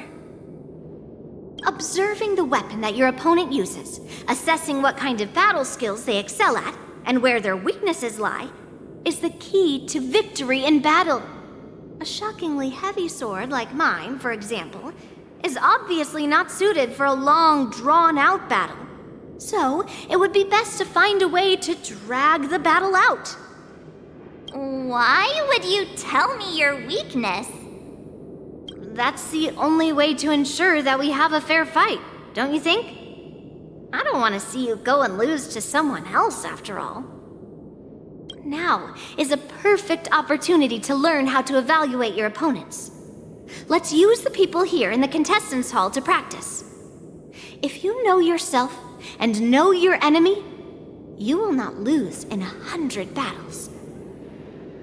Know myself and know the enemy. Let's see, who should I ask first? The Thalassa Way, in Sumosu Fishing Society. Ugh.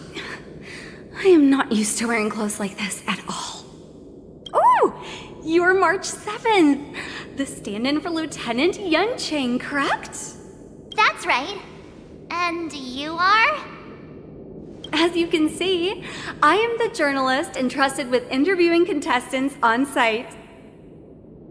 I see the Skyfaring Commission has really gone all out as the host. Interesting. That's right. A big event like this just can't go ahead without a few of us running around. Since the competition is getting started, could I ask you some questions that are on my mind?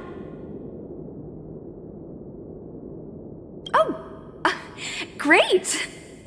First, the question that is on everyone's minds. Lieutenant Yanqing is not appearing in today's war dance. This is just gossip from unreliable sources, but I hear that Lieutenant Yanqing is seriously injured. Is this true?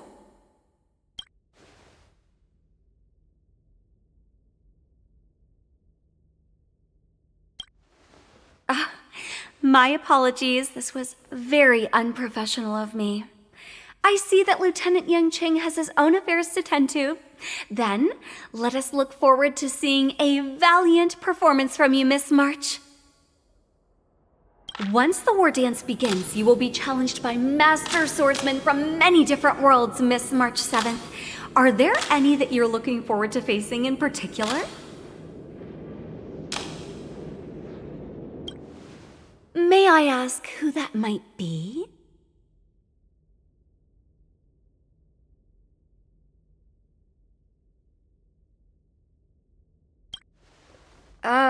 Who? Oh, are you talking about a contestant here today? Thank you very much for accepting my interview. Much appreciated.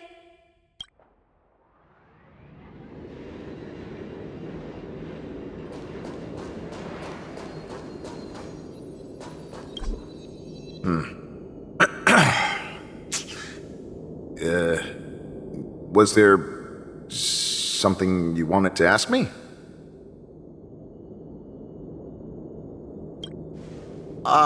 Yes. Yeah, this is just a regular Cloud Knight Devastator glaive. Oh, I understand what's going on, Miss March 7th and Miss Yun Li. I'm actually not a contestant. I'm just here as a security guard.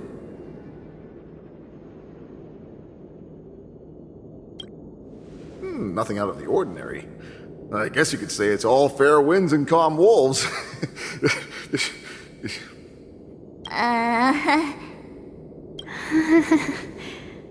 Another awkward pause. I know it. Did you get it? Wolves sounds like waves. It's a funny pun. He's actually explaining his joke. Making things awkward really is my weakness. There are still many guests arriving here. Please be cautious. Understood.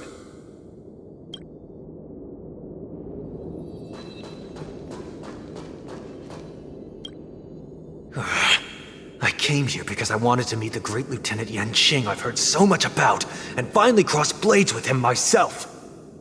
Who would have imagined that he would take a disciple and have her be the ringmaster in his place?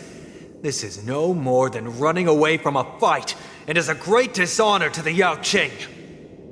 This last-minute replacement, March 7th. Who exactly is she?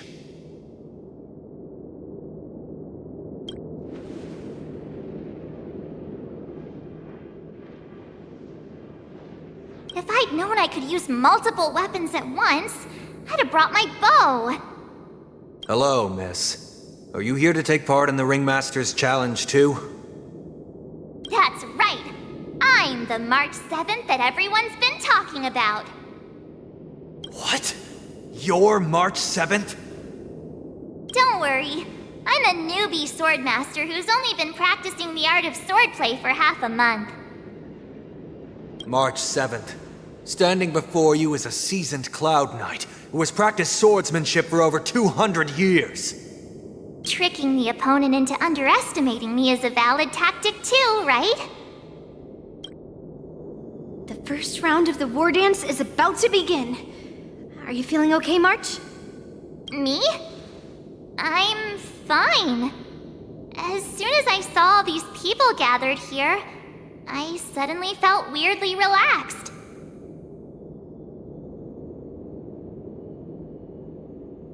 Just make sure to maintain this composure when you go in the ring. I understand why you wanted me to know myself and know my enemy. I don't feel as nervous as I did before. So, do you want to go out and see the ring? I knew it! Let's go.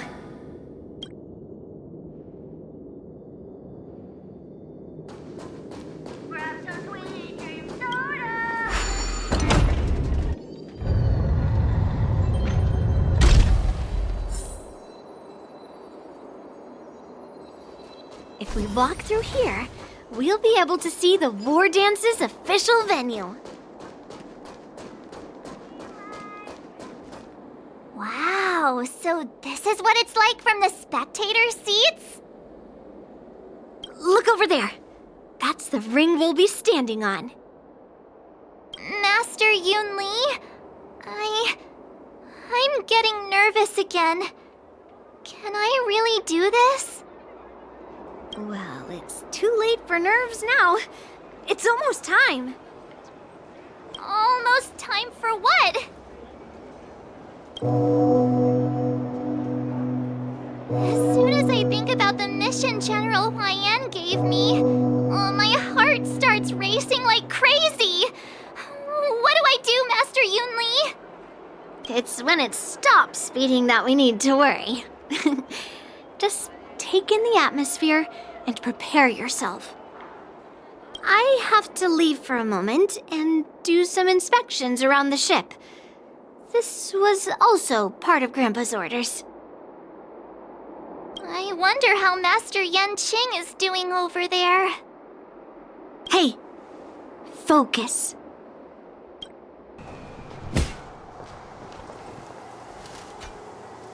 General, report!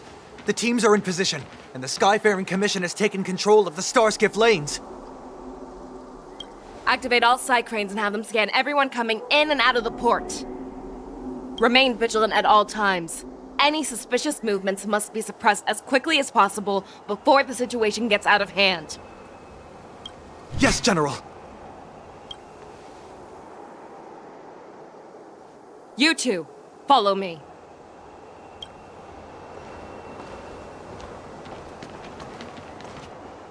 Moza's signal's nearby, but we lost contact just a moment ago. Could that mean... He will be fine. Cloud Knights, search for the target. Memory different again.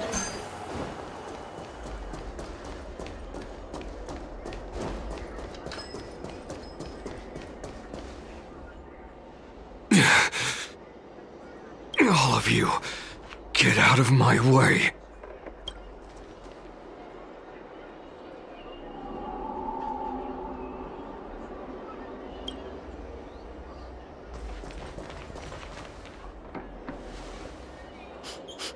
Wait.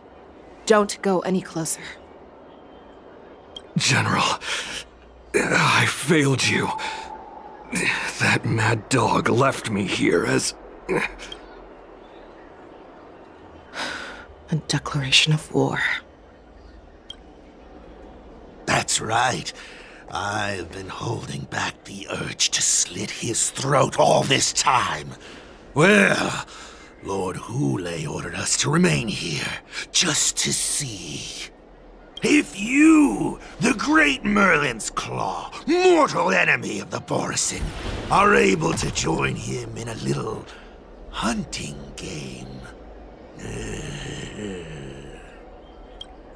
Hunting is not a game. It is a battle of life and death. Are you ready for your death, abomination? Die, you lonely beast! Die! Save your breath! Retribution will find you. Existence is unity. Don't think you won! The way a road of no return for all of you!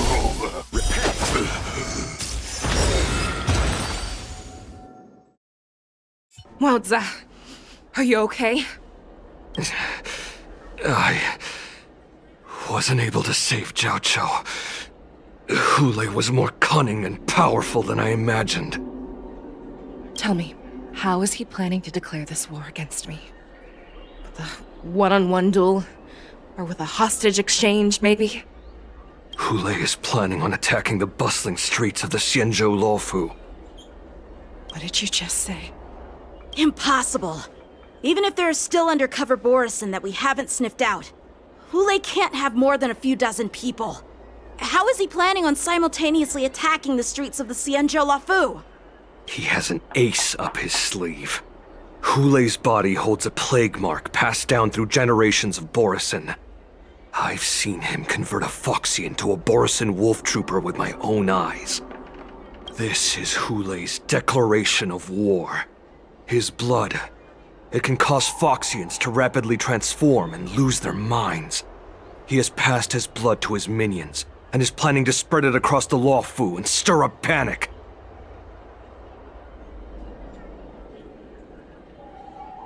Contact the Skyfaring Commission and the Cloud Knights right away.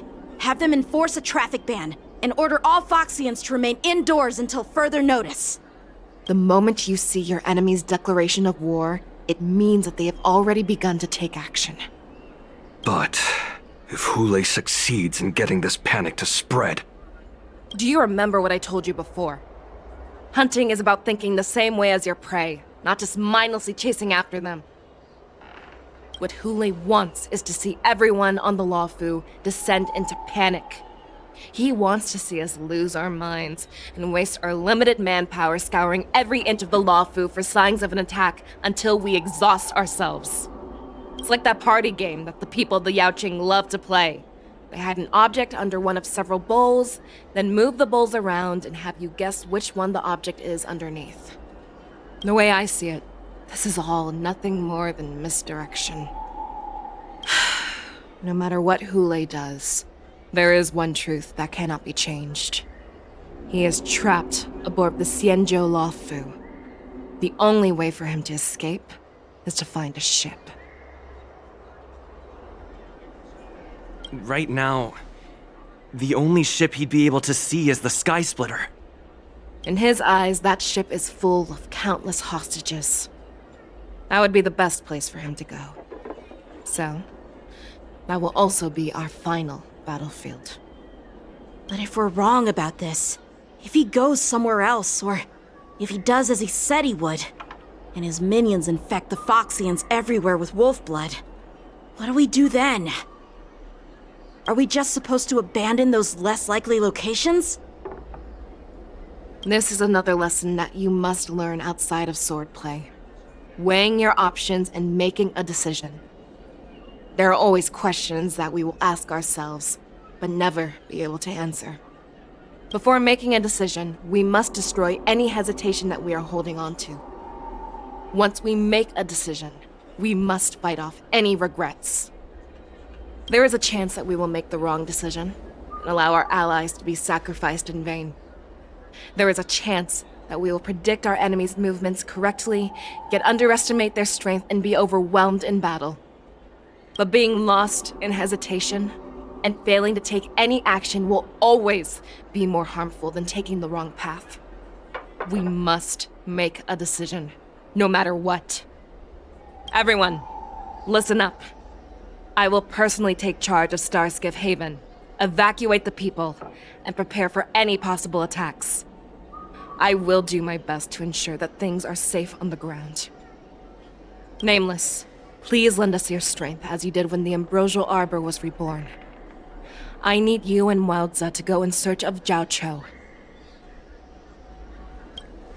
General, please entrust me with the safety of the Sky Splitter. I was originally meant to participate in the tournament, so now it is only right that I return to the Sky Splitter. If Hule does come to attack the Sky Splitter, Lieutenant Yanqing, I need you to hold him there until I am able to arrive. Please rest assured, General. If he dares step foot on the Sky Splitter, I, Yanqing, swear on the blade in my hands that he shall not escape.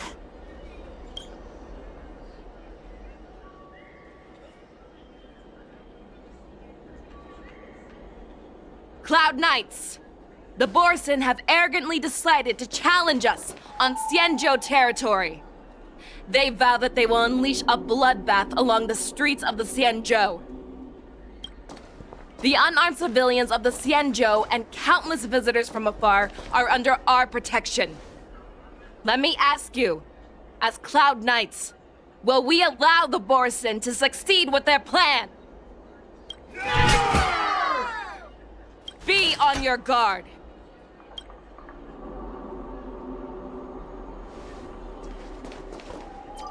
Calling Starskiff Haven. Have all Cloud Knights be on full alert for Borsen attacks. Fei Shao, the ports of Starskiff Haven are crawling with wolf-like creatures. They're moving fast. Hold them back! I will be there immediately! All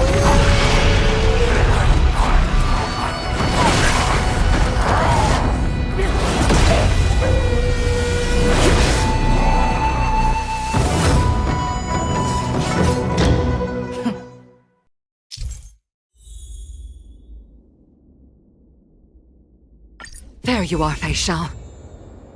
Madam Yukong! After 30 years, we find ourselves fighting side by side once more. It's been a while since I've let loose. Let's get this started. Remember, you are still on the Law Fu. Try not to go too wild.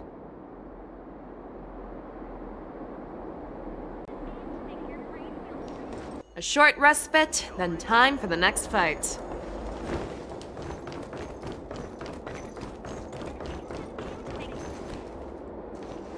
We have cleared out the enemies in Starskiff Haven. But it seems that there are fierce battles being waged at both the Exalting Sanctum and Arum Alley. I will prepare a Starskiff. We cannot allow the fighting to continue. This is now a race against time to stop this farce that Hule has created. I know Jiao Cho always wants me to know my limits and not get carried away, but now is the time to bring this to a swift end. Contact the Exalting Sanctum. Tell them if they see a light in the sky, all units are to retreat immediately. Madam Yukong, lend me your bow!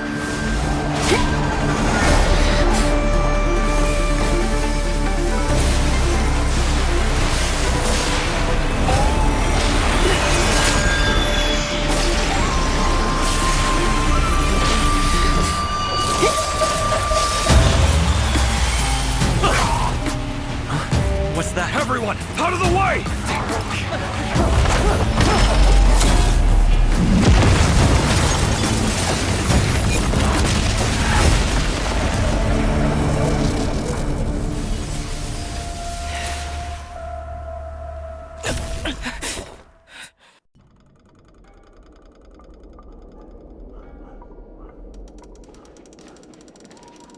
Oh, what a mess.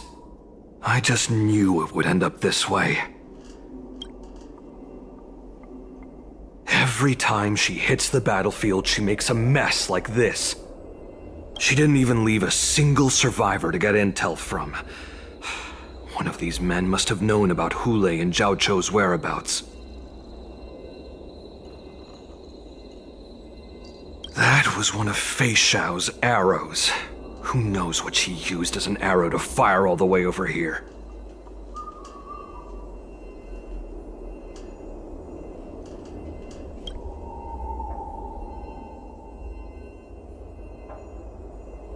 Take a good look around. If you can find one or two Borisin that aren't dead yet, let me know. I don't care how tight their lips are sealed. I always have a way to crack them open and get the information we need.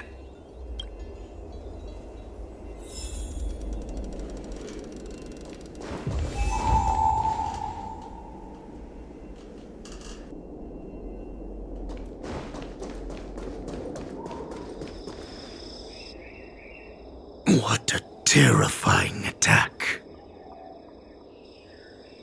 Who could have imagined that such astonishing strength would lie in the hands of a Foxian war slave?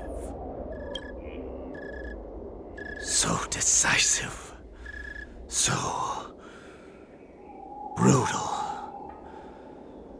She is more like a descendant of Duran than we who have fallen to our current state. No wonder the Warhead has his eyes on her.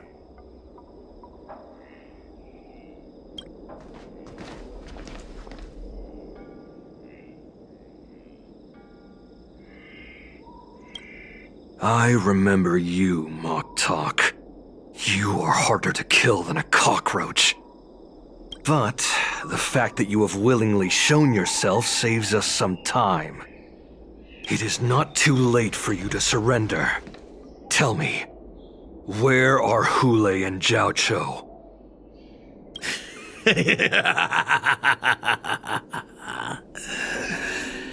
Save your energy, Yao Qing monkey. If there is one principle that we beasts know well, it is that we might have to break off an arm to break free from a cage. Today, I will be that arm.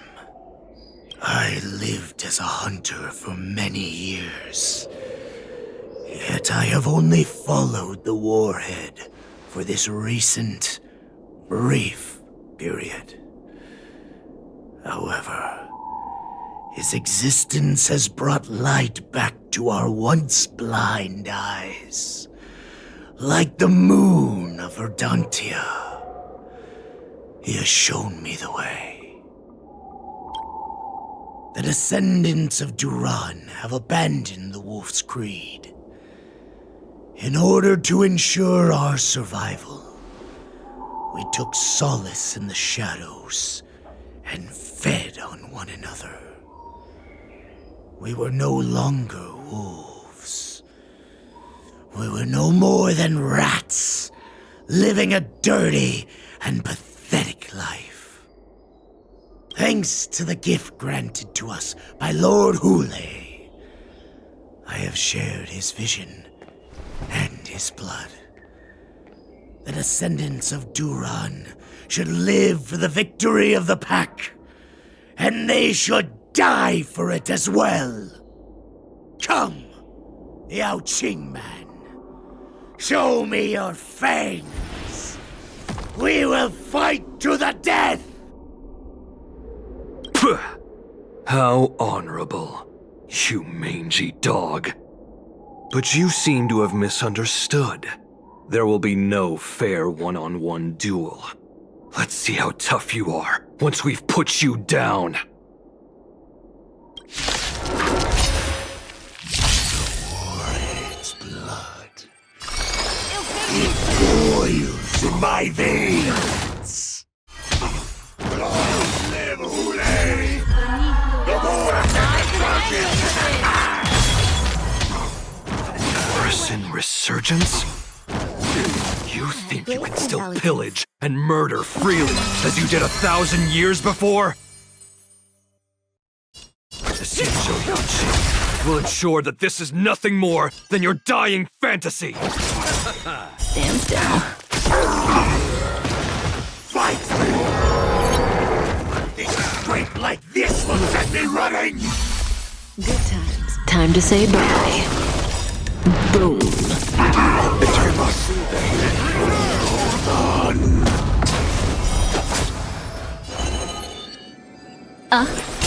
You chose the wrong enemy.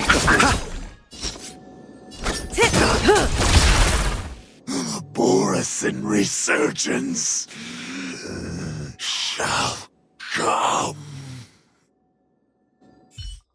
No matter how heroic your sacrifice, there is no honor in your battles or deaths, Borison. It seems that Moktok got what he wished for. Hule, your declaration of war is over. From now on, no matter where you run, General Fei Xiao will catch you and send you to the same fate as Moktok.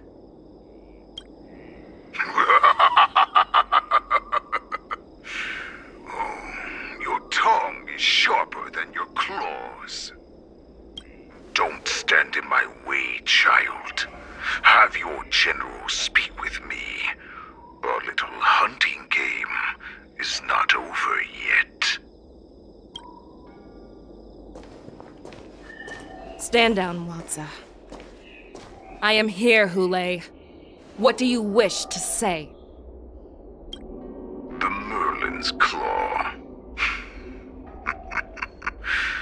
Though we have never met on the battlefield, I have heard many interesting things about you from both my men and your healer.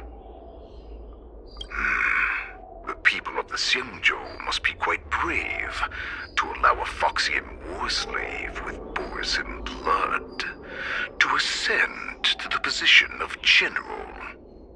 Has no one ever questioned that lineage of yours? Or could it be that your grand achievements were enough to convince everyone to keep their lips sealed? Claiming to have family ties with the enemy sounds to me like an attempt at asking for mercy. Hule, are you begging me for mercy?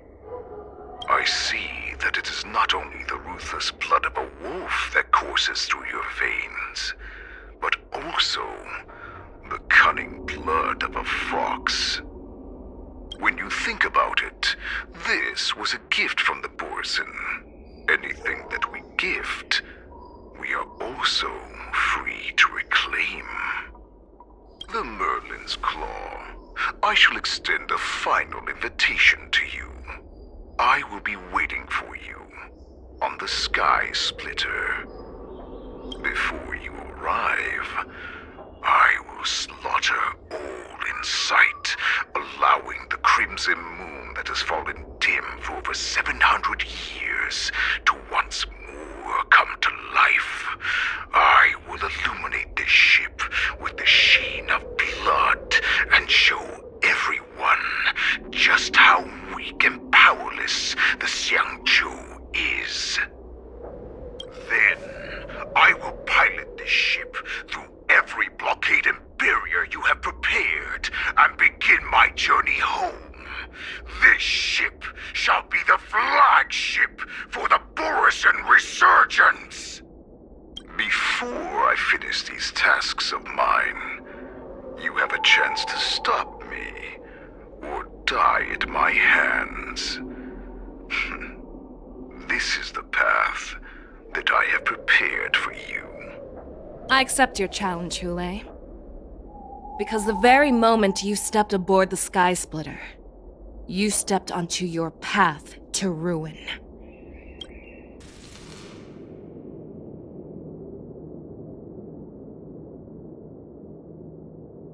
I'm entrusting you not only with the honor of the ring, but also with the security of the Sky Splitter. That's easy for my grandfather to say. But this mission doesn't seem so simple anymore. The first round of the tournament is about to begin. I wonder how Yanqing and the others are doing.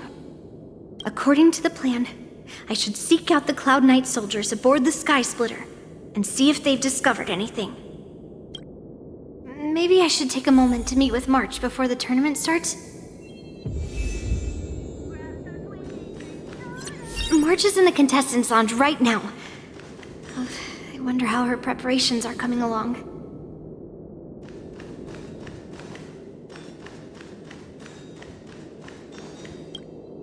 March, it's me, Yunli. Are you okay? Ow, ow, ow! Just a moment, I'm coming. Ugh, she's still a nervous wreck. You still seem nervous. I wasn't this nervous before.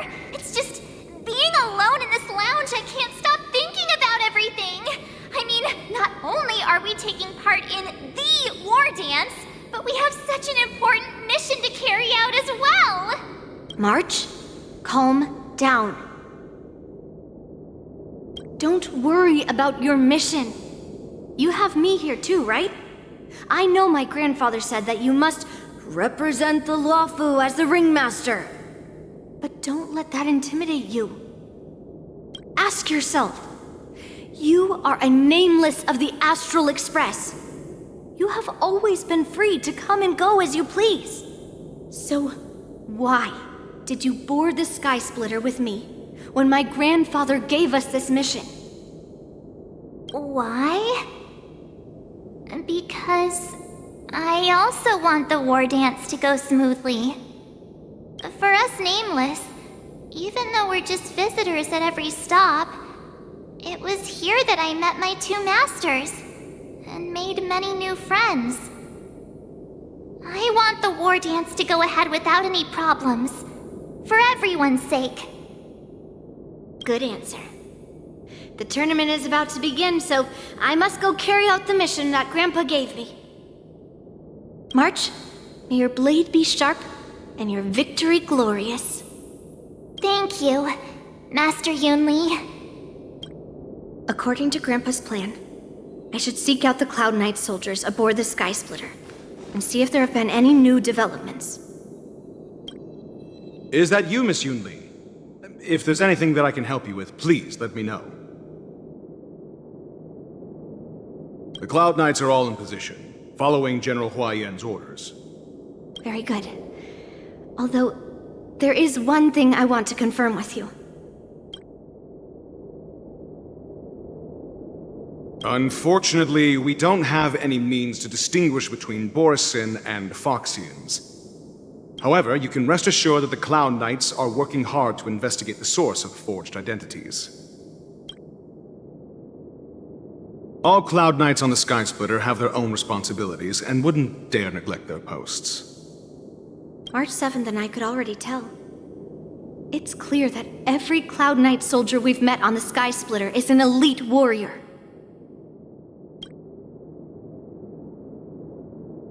Your timing is perfect, Miss Yunli. We actually just received an emergency boarding request. An emergency boarding request? It wasn't on the Sky Splitter Starskiff registry, but all the documentation checked out. Who would be boarding the ship at this time? Where are they? I'll go check it out. The Starskiff is using the contestant docking bay. Would you like me to lead the way? No need. You have your own duties to take care of. I will be fine by myself. I have to check on this immediately.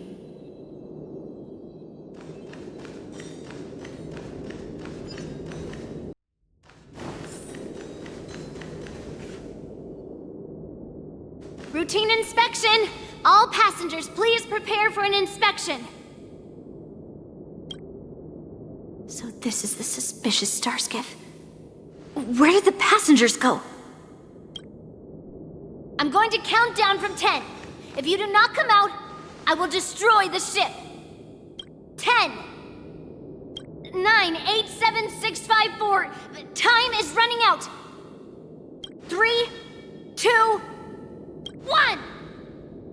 Wait a second!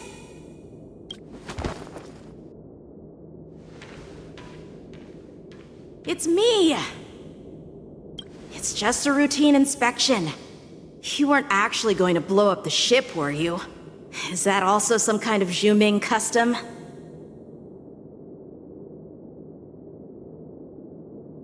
Didn't little Yanqing claim he was going to give up being the ringmaster and go on the hunt instead? Help shoulder the general's burdens?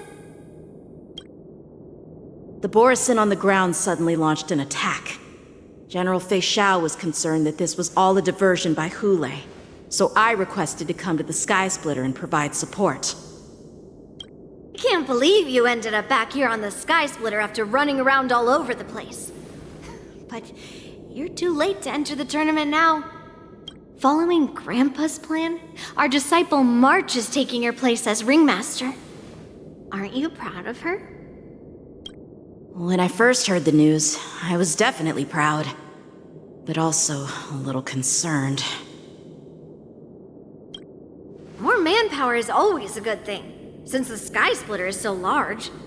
Oh, and by the way, you should know that... What's happening?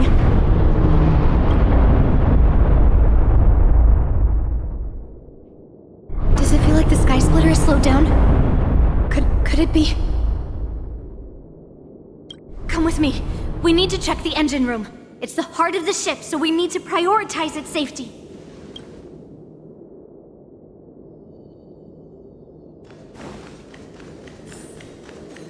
The war dance is about to begin.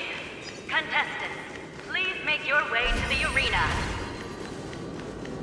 The engine room is just up ahead. Let's go.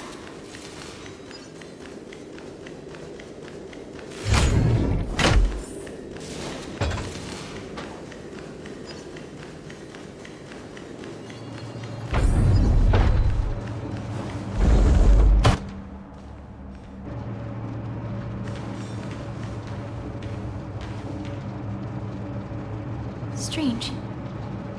Why is there no one here?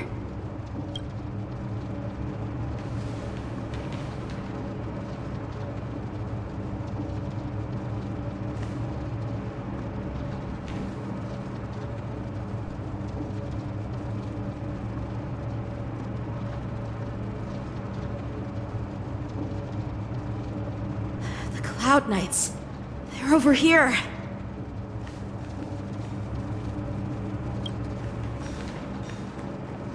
And you should be lying alongside them. Don't worry, children. There's plenty of space to hide your bodies over here. Even though I truly hoped that the war dance would go ahead uninterrupted, and that I was worrying for no reason. Now that these guys have finally shown up, it's a huge weight off my mind. Bring it on, you abominations!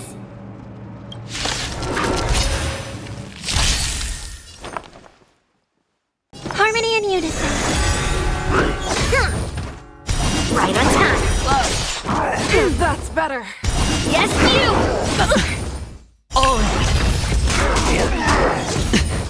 Show me what you can do. I'll give you 5 seconds. The fearless knows not fear. I won't do. Hedge your bets.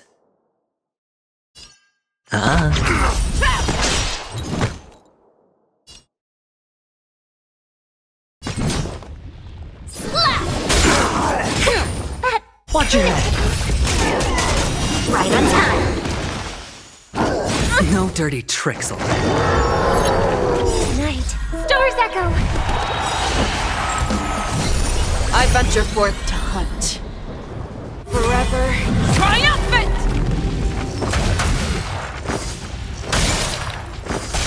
Victory is inevitable!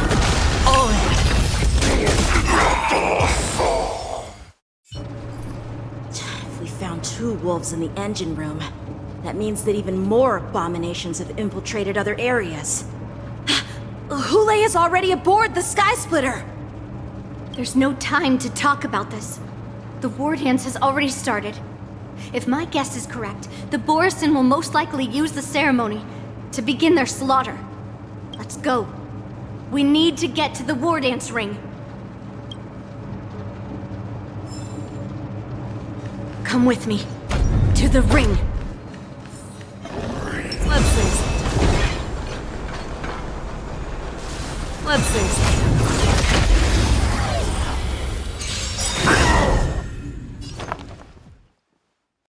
Resonate all together. Yes, you! Watch your head. No dirty tricks, all right? Never hesitate! I won't do.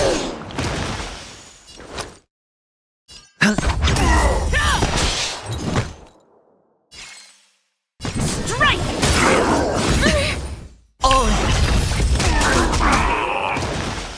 May song bring us victory.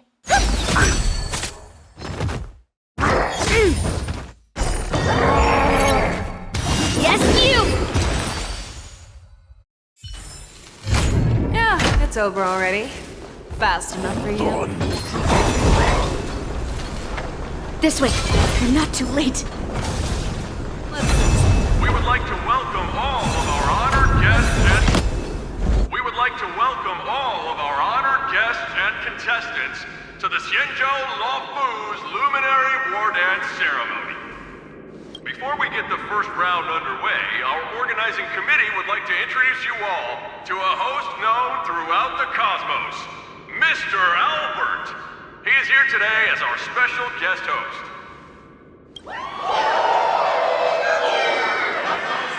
Let us invite our special guest host, Mr. Albert, to the stage to formally open the war dance.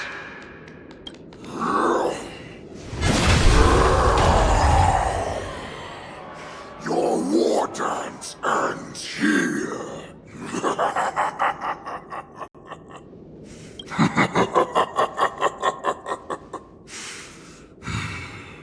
From this moment on, the Sky Splitter belongs to me. And for you, dear spectators, I have prepared a true fight to the death. Now, run for your lives! My apologies. The spectators that you were expecting aren't here. Everyone here actually came to see you. Cloud Knight, prepare for battle!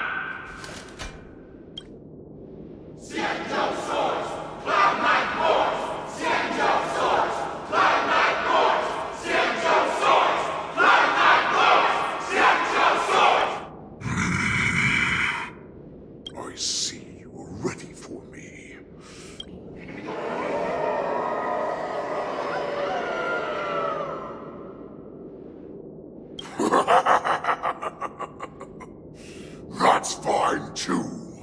Since you have all prepared for your deaths, come, give me all you've got. Entertain me!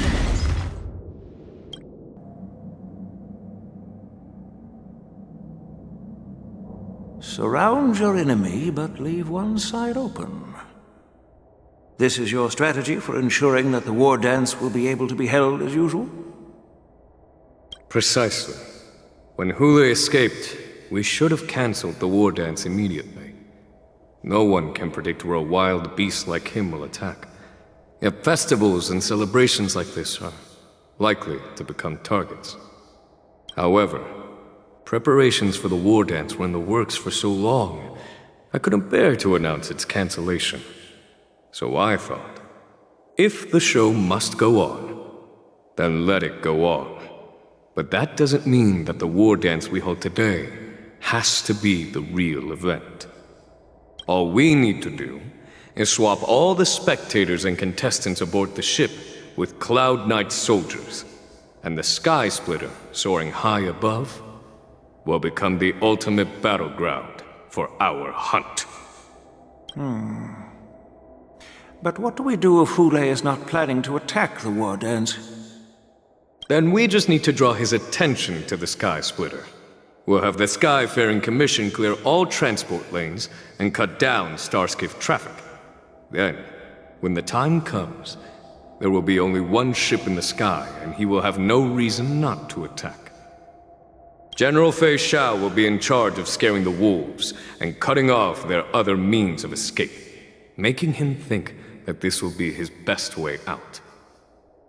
Given that the Borisin already have insiders on the Law Fu, I will be in charge of putting pressure on them, making them focus solely on keeping themselves safe. Very good. Then I'd better dust off my weary bones too. I will go with the Skyfaring Commission to guard the Jade Gate and ensure that things do not spiral out of control. Knowing that Elder Huayan is part of our last line of defense is a great comfort. This hunt will make Hule understand that the arrows of the hunt will always be one step ahead of the abominations. Now, what's going on? It feels like the entire ship has started to slow down. Borisin must have actually infiltrated the Sky Splitter. Based on General Huayan's orders, it's time for me to take action.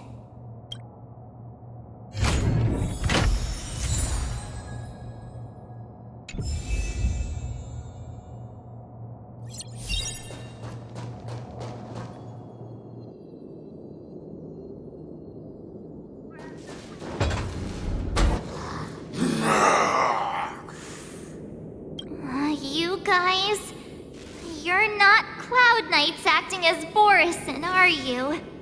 You're real Borisin, aren't you?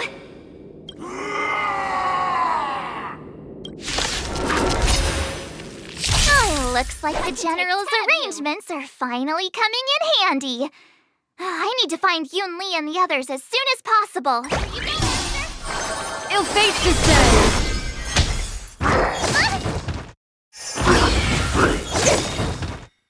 All will be swept away by the wind.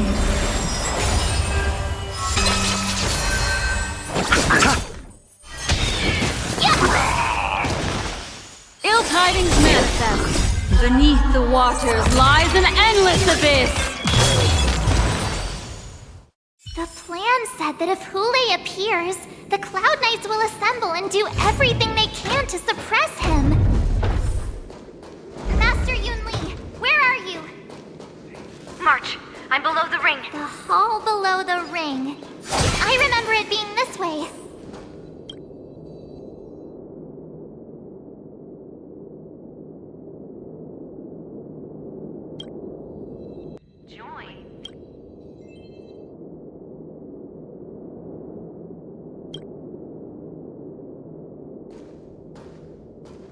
Master Yanqing! What are you doing here? I was concerned about the safety of the Sky Splitter. And my dear disciple, of course. Yanqing, the wolf you are hunting is standing above us in the war dance ring at this very moment, facing the Cloud Knights. This war dance will not be seen by the people of the Xianzhou, nor will it be just a ceremonial sword fight. This is a battle to the death that offers no honor, only mortal danger. March. Are you ready?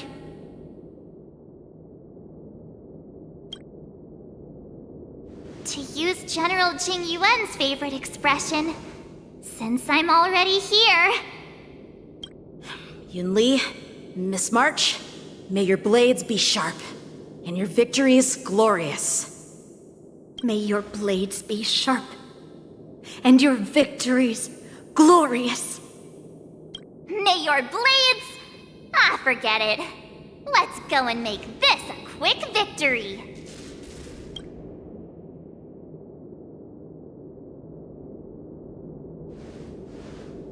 Let's go.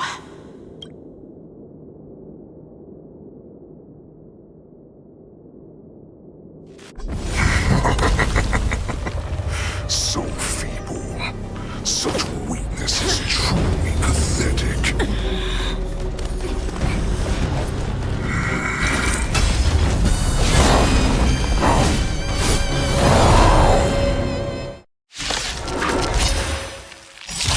I've been waiting a long time for this, Hule. I see Fei showers sends of young cubs to the slaughter. Remember this!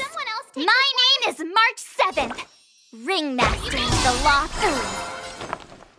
Does the Xianzhou not have any worthy warriors? I wouldn't let my guard down if I were you. It's about time this old wolf tasted defeat at the hands of a young cub. The dice have been cast. Bust.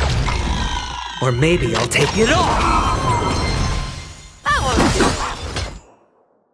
Never hesitate! Too slow. All in. Hedge your bets.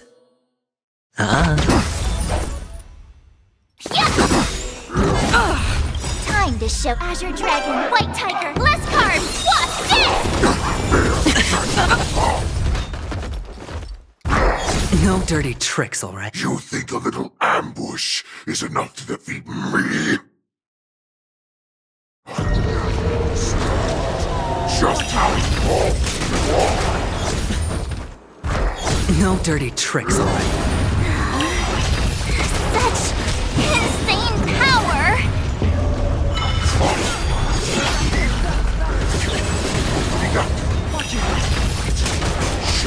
Finally arrives!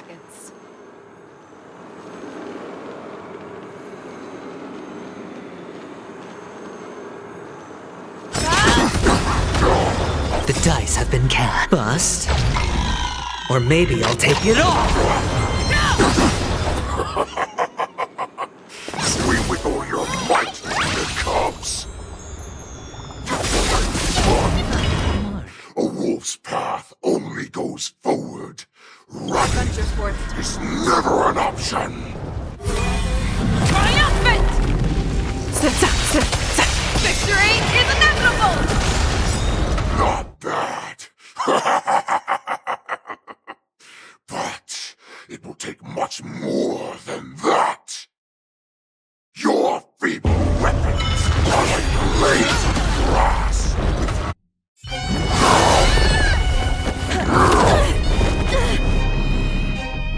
I've had enough. Time to finish this game. What's happening?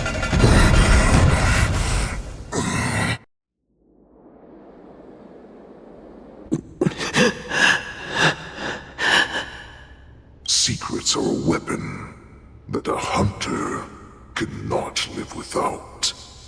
Those that have no secrets are no more than prey, cut open and waiting for death. What you're saying is, in your eyes, I am no more than prey that has exhausted all of its secrets and is simply awaiting its death. Do you think you have some other escape route? Jiao, I have already peeled back your disguises and defenses, layer by layer. I know all the secrets that you and your general have buried so deep. But you have told me all of your secrets too, Warhead.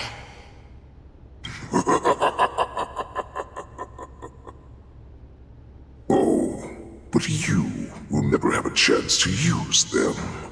You will be buried with them right here, although you are a fortunate one. After all, you will avoid having to see the tragic future that awaits your general. I'm sure she understands her fate far better than you ever will. One day on the battlefield, she will be overpowered by her ever-intensifying moon rage, and finally be torn apart by her fury and transformation. Not even your god can save her from this fate, although they can lead her to liberation. And the only way to save her is here, in my hands. Are you the healer? Or am I? Are you really that certain of your own judgment?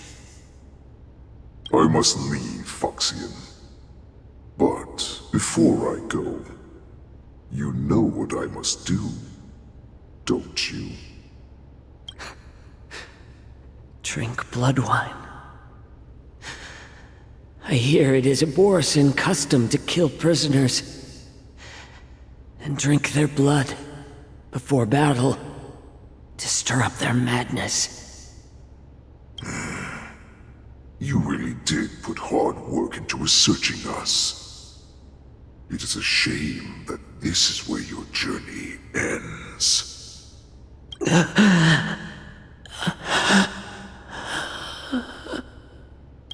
Are you the healer, Jiao? Is there anything that I can do for you? I heard that you saved me. There's no need to thank me. If you're a healer, can you cure my moon rage? And what if I can? Do I just sit back and watch as you head back out to die in battle? Listen to me, child. Your condition is not suited for the battlefield. Okay, then can you cure war? What are you talking about? I'm just a healer. All I can do is... So all you can do is heal us and let us go cure war. Such arrogance, young lady. This war has been waged for thousands of years, and it will only continue. What do you mean by cure war? All you will achieve is getting yourself killed. You healers work yourselves to the bone to save people, even though there will always be sickness and death. So we will also keep fighting.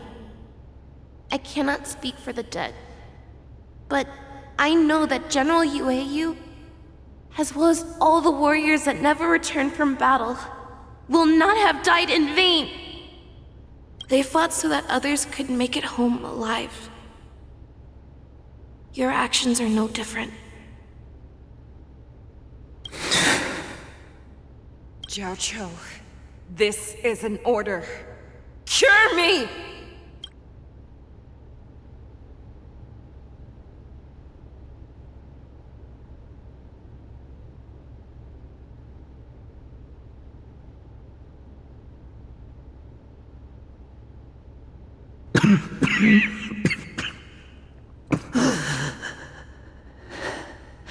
Those who have no secrets are no more than prey.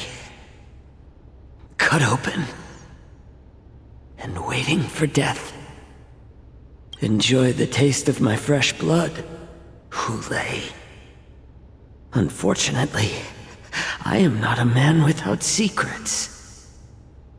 I still have one little secret hidden up my sleeve. Tumble dust. I drank it a while ago, and the poison is already flowing through my veins. Sooner or later, you will begin to feel the effects. If the most lethal poison known to this world is able to save innocent lives, then it can also be called a great medicine. I will do my best to cure you. Fish out. I kept my promise. At the cost of this insignificant life. Bring victory to the Yaoqing.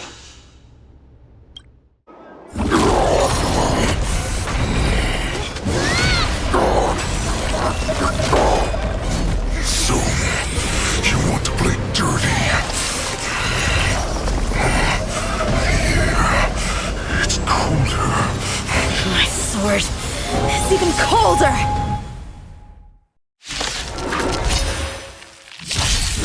Hule's movements are slowing down?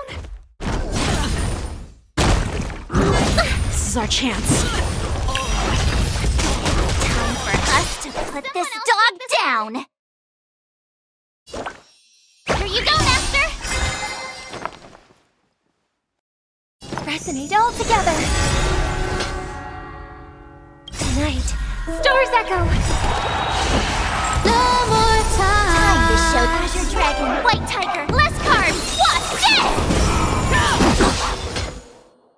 Never hesitate! I could take 10 of you! Choo-choo. You...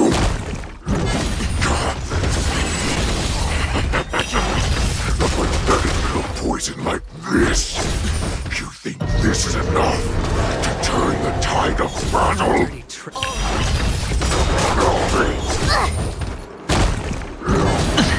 The dice have been cast. Bust. Or maybe I'll take it all.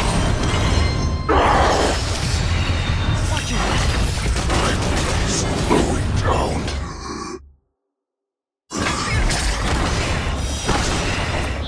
But that does not mean you can defeat me.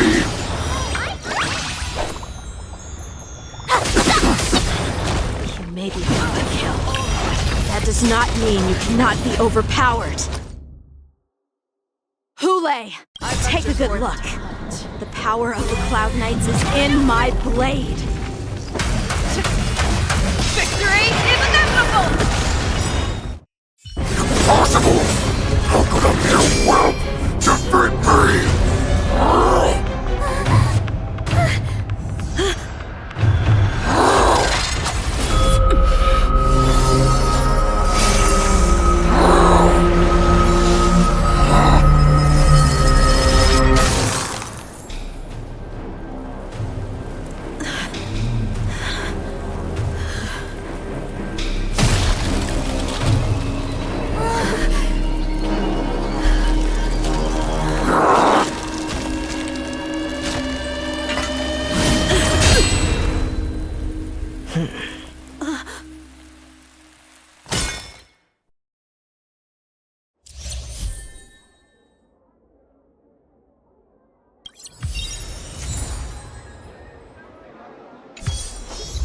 A bright edge that can cut jade.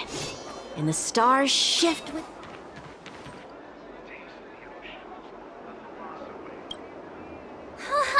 I was so scared! I thought you were a goner there! We're so lucky the General made it in time! Yanqing, that was amazing! The final blow you dealt to Hule! How have I never seen that before? Do you want to learn it? I can teach ya. But I'll need some time to heal up first. I hate to say it, but if you can teach me that move, I'll maybe admit that you're just a tiny little bit stronger than me.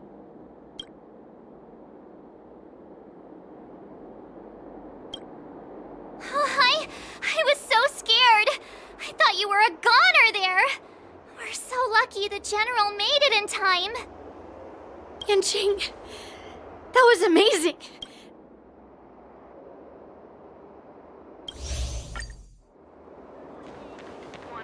The hunt is finally over. Thank you for holding out so long. The Cloud Knights are withdrawing as we speak. Lieutenant Yanqing, how are you holding up?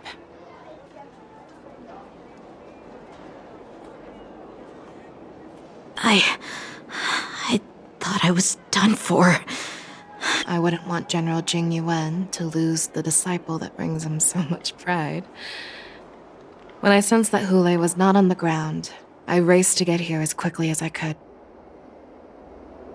Who would have imagined that I would arrive late to the battlefield for the first time in my life?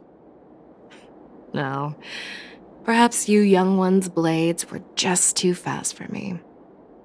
I originally thought, in the best-case scenario, you would team up and hold this beast back while protecting yourselves.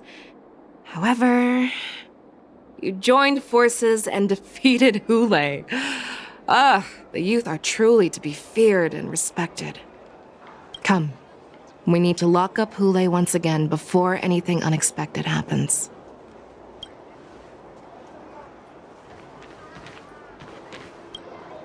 Such an unforgettable blade. So similar to the one wielded by that woman who defeated me all those years ago. Over 700 years have passed, and I thought I would have a way to overcome it by now. But in the end, my fangs and claws were too slow.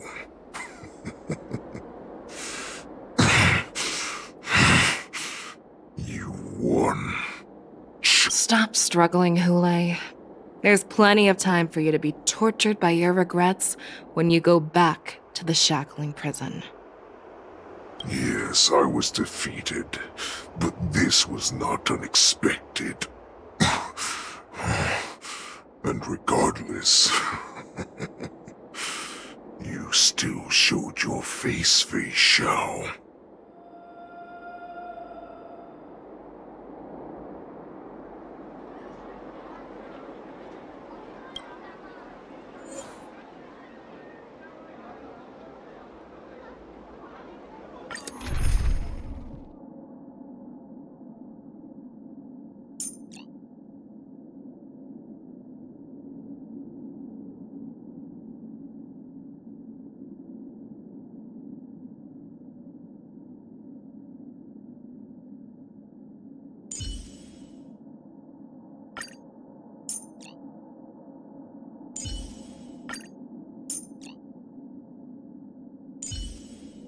I see that you have remarkable potential. How about trying a round of hand-to-hand combat? I have looked forward to this for so long. Our little hunting game has finally reached its climax. I told you before, I had a path prepared for you. You've doomed yourselves. As I meet my demise, so shall the entire Xianzhou Lobo. The crimson wound in my chest will make this place shine with blood. I will drive all Foxians to madness in their fear, craving slaughter without end. What now? Fei Xiao. This is the heart of the Borisin warhead. a product of the plague mark. I'll leave the next part to you.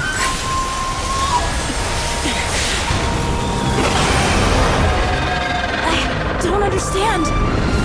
We cannot allow this thing to spread. I will do all within my power to consume this crimson moon.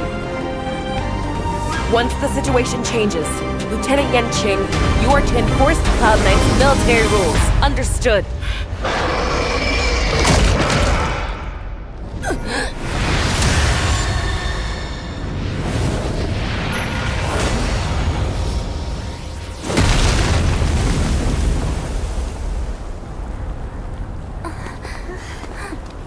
General!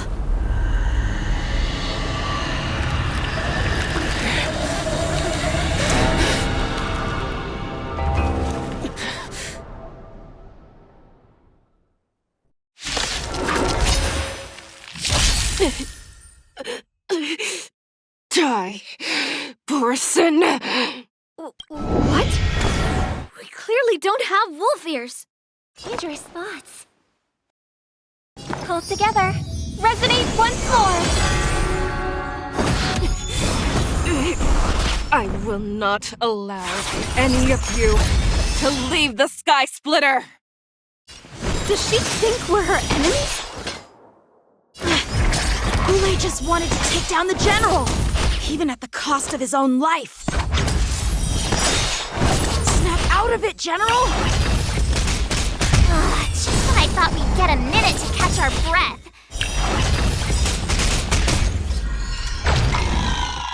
What do we do? Do we fight or run?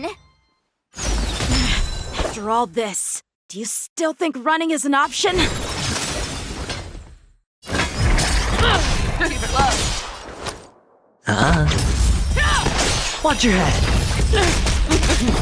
Futile resistance! I will devour! How many can you block? Bladed flight! Tonight, Stars Echo! No more time! Fangs and claws got dull? Never hesitate!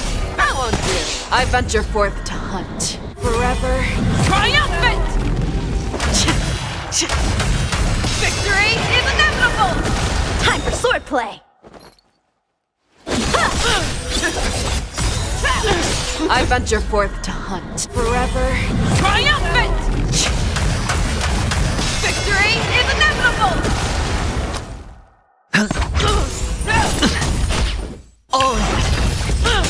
Practice is over. Swords descend! Rip this audience. Watch your head.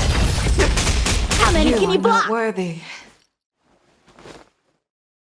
Strike with heart! Show me what you can do. I'll give you 5. The fearless knows not fear. Sure, I'll I play venture along. for forever triumphant! Victory is inevitable! Too slow.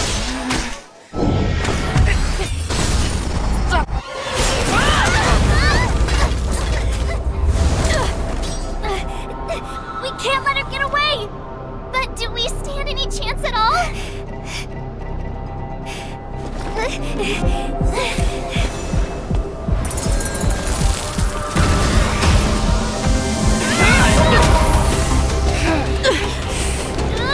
She said, I'll leave the next part to you.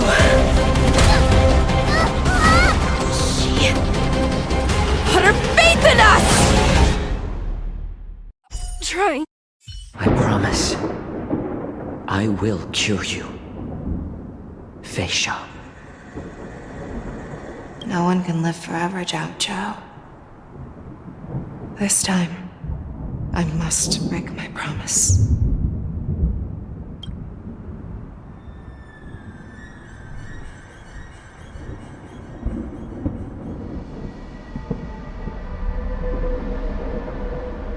Is this the Sky Splitter? Or somewhere else? Lieutenant Yanqing, you are to enforce the Cloud Knight's military rules. Understood. We can't let her get away! Snap out of it, General! always leave the hardest battles for yourself. Even now, you would never run away. Isn't it strange that as your enemy, I understand you even better than your own allies? Ule? This rage, I remember the taste. I know that it was never victory that it thirsted for. But the hunt itself, isn't that right, Fei Shao? You shouldn't be here. I saw you die with my own eyes. Just consider me a figment of your imagination.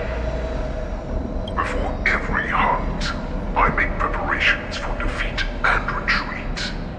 But not this time. This time, defeat was exactly the ending I was racing towards. When I learned your story from Jiao Zhou, I realized that he had always been hiding a secret, and that not even the healer himself understood the meaning of this secret. What an ironic fate, don't you think? All this time, waiting for this day to come. I never imagined that this was how it would turn out. But I accept it. Now, let us break through the ironclad defenses of the Arbiter General's heart and see what secret she has hidden in those deepest, darkest corners.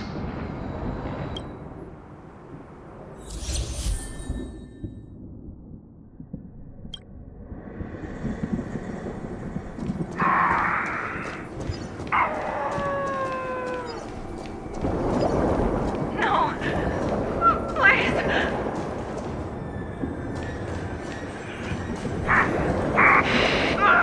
Help me!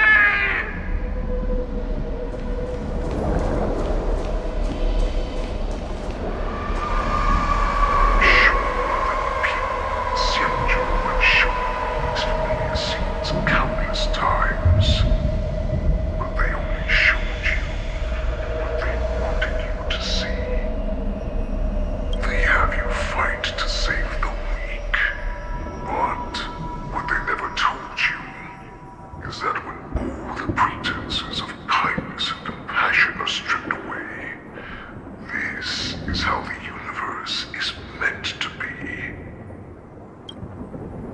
When the Xianzhou is weak, they play the victim so they can win your sympathy. When they are strong, they make you their avenger and have you fight in the name of justice. I found it.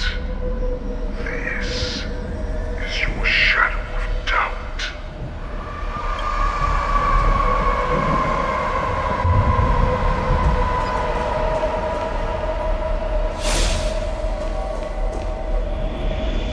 Let's face it, your so-called survival of the fittest is nothing but an excuse.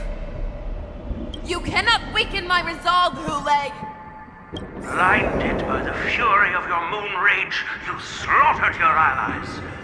Merlin's Claw, you have betrayed the Alliance.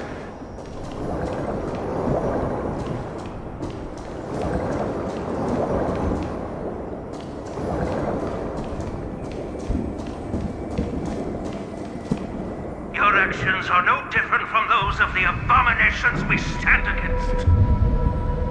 At the end of the day, it is the blood of the abominations that runs through your veins.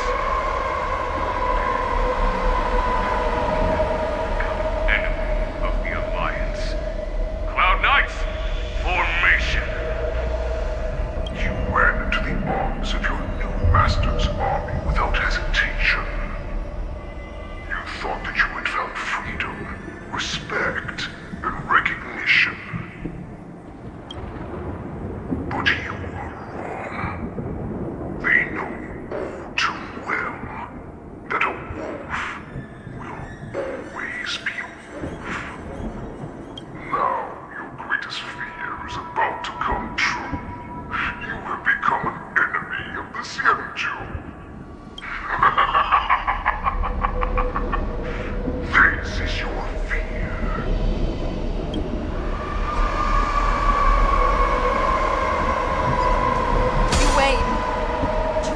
terror within me.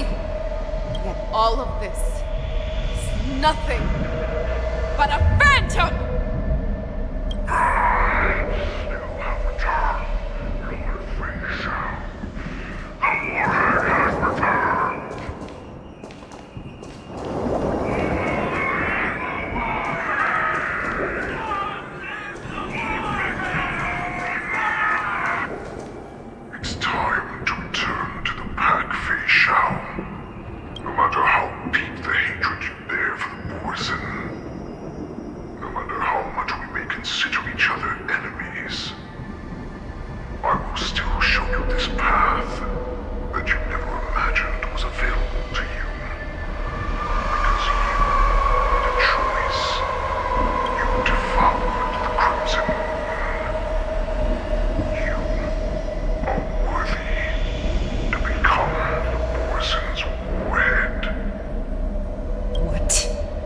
Did you say? The descendants of Duran who came to rescue me hoped with all their hearts that once I regained my freedom, I would be able to turn the tides of battle and change the fate of our people, allowing the Borzin to return to their former glory. But this was just a dream used by someone with ulterior motives to manipulate the Borzin. They would rather place their hopes of survival on an imaginary savior than gain the courage and strength to fight to the death. Borzin like that deserve no more than to be sent to their deaths. And I, a prisoner who was held captive for over 700 years, a criminal of war who was deprived even an honorable death in battle, would become a puppet upon my return. At the mercy of others. This is a fate that I will never accept. For those who are truly strong, Foxy and Borzin are no more than labels. Someone who is truly strong chooses their own path. I will create that new path for myself. I will pass the right to decide the destiny of the Borzin on to you, former Borzin war slave, and future Foxian ruler.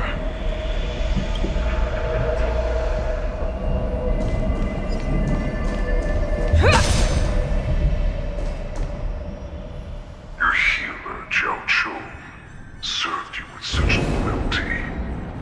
He was even willing to die in order to cure your moon rage. I told him before that the only way to save you lay in my hands. If you just nod your head, you will awaken from this nightmare that the Crimson Moon has inflicted on you, and your body will be born anew. From that moment, you will no longer be trapped by your rage. Your doubt will be swept from your mind like dust, and your fear will naturally disappear. So this was the path that you prepared for me. To become a new you. That's right. We are so similar after all. We are both monsters that were born for war, and will die for war. I'm sure my answer doesn't need much explanation. I refuse. I told you before, Foxian and Borzin are no more than labels. You can be whoever you want to be. You can do whatever you want to do. Accept these truths, and the Borzin will bow to you. Destroy them, reduce them to dust, or teach them to become servants of the Xianzhou. You are free to do as you please. Carve your name into the Xianzhou's history books, or into the list of arch enemies. You have the final say.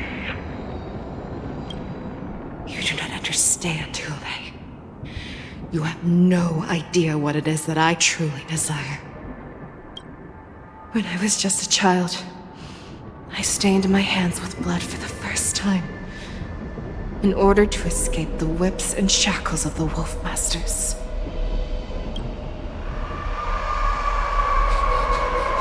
Nurgle! Don't stop! Keep running! I can't run anymore. Saran, are they catching up? They're still behind us. Don't stop! Nurgle! Look up! Look at that light in the sky! That's a shooting star! It's shining down on us! If we just tell it our wish, we can have our freedom! We will all be able to escape. We'll win our freedom and then share it with our cooler brothers and sisters. So you have to run! Quickly! We can do it! We can escape!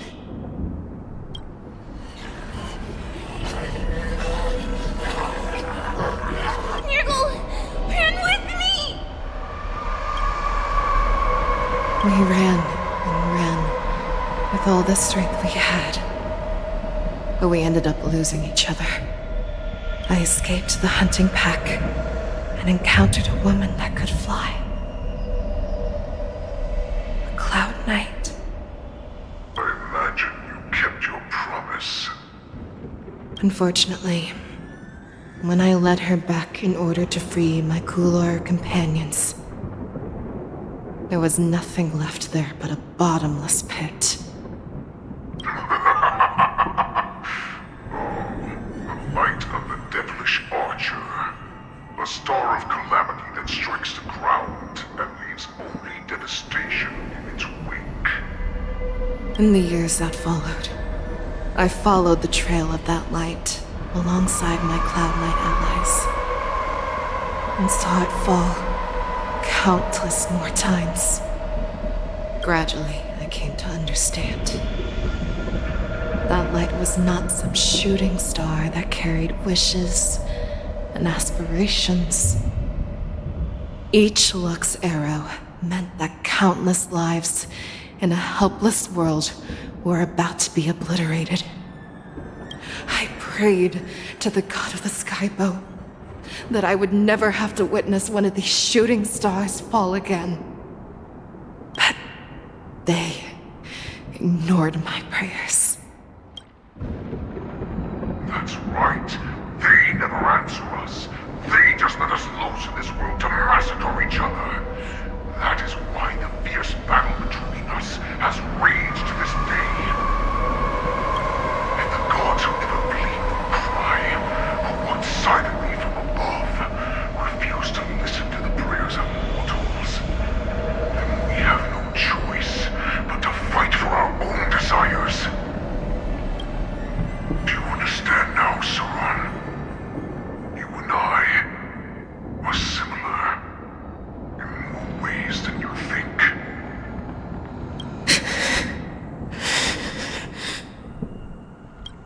You are a beast that was born for war, and will die for war. Perhaps. So, what is it that you yearn for, Hule? Why is it that you fight? I fight so that I can turn the stars above into a great wilderness for Morrison to roam. What about you, Saran? I fight so that one day I will never have to witness another shooting star falling to the ground. So that just one more person can live and return to the Yaoqing alongside me. You would resist becoming the person you were supposed to be. Lower yourself from a free wolf to a domesticated fox just for the sake of one person. And then have it your way. I will use your fear and doubt as my nourishment. I will seize you and devour you. I will place you and be We are so similar. Both monsters that were born for war and will die for war. You were right when you said that, Hule. So, I shall pray to the heavens. Even if they do not respond to me, I pray that the arrows of the hunt will pierce the heart of every monster.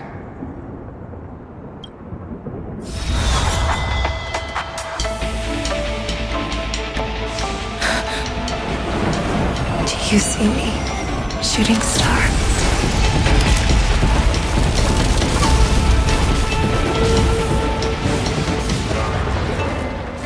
The knights are sworn to protect the Xianzhou. I will uphold this vow until my very last day.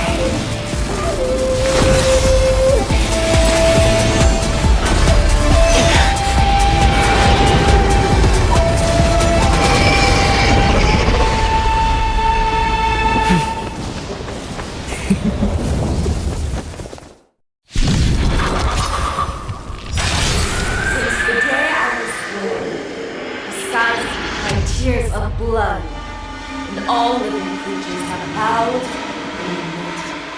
I once manned the strong and hunted the weak.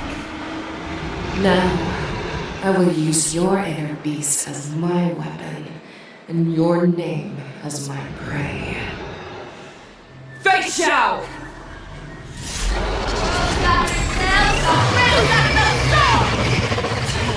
Disguises and show you how cowardly and powerless you truly are, Hule! A wolf lurks in the heart of every Borsen and Foxian. The moment you grow weak, it will devour you!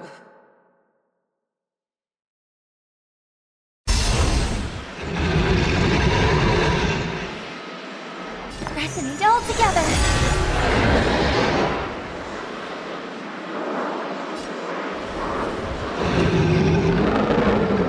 Strike apart! That won't do. Watch your head. The dice have been cast. Bust. Or maybe I'll take it all. All in.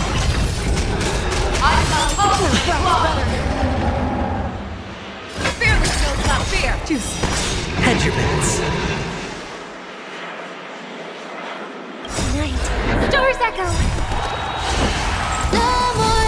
I swear to be the arrowhead. Forever triumphant! Victory is inevitable! That won't do.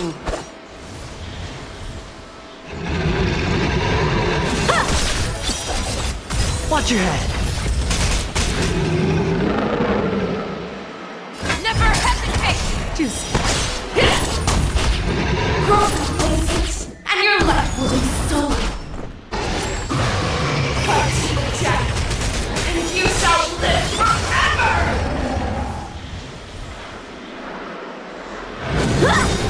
If it wants to devour me, it will first have to beg for my mercy!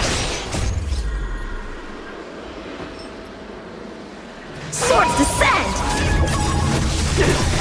That one, I swear to be the arrowhead. Forever triumphant! Victory is inevitable!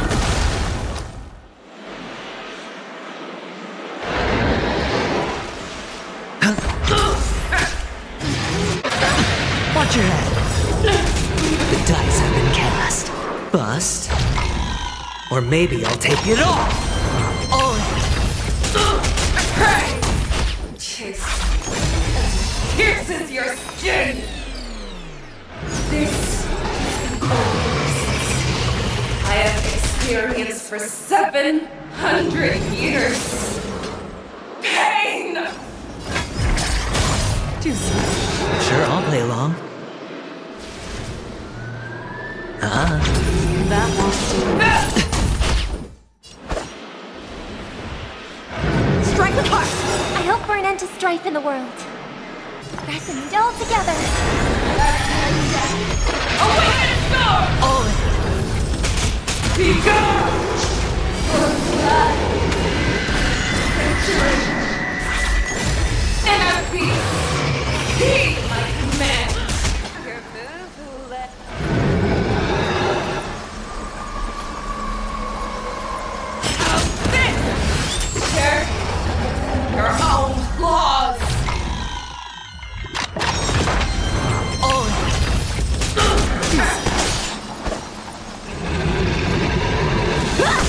Hedge your bets. May song bring us victory. Tonight, Stars echo.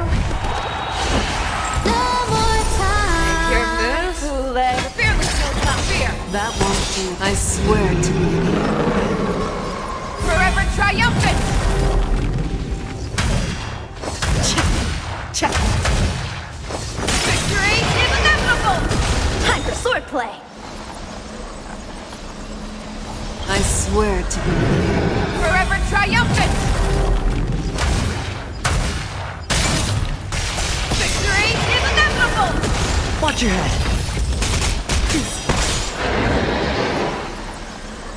Blade and flight!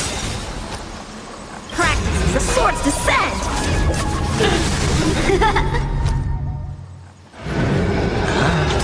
Devour the heavens and envelop the earth!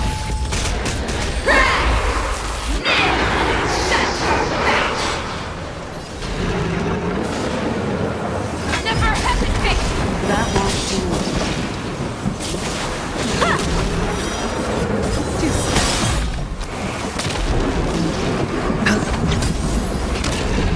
Fearless knows not fear! That won't do. I swear to you. Forever triumphant! Victory is inevitable! What? Why would you disappear?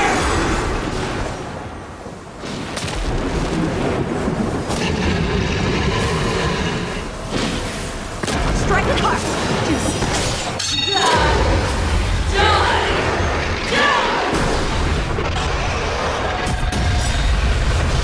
Watch your head. You cannot hide! Does bust. Or maybe I'll take it all.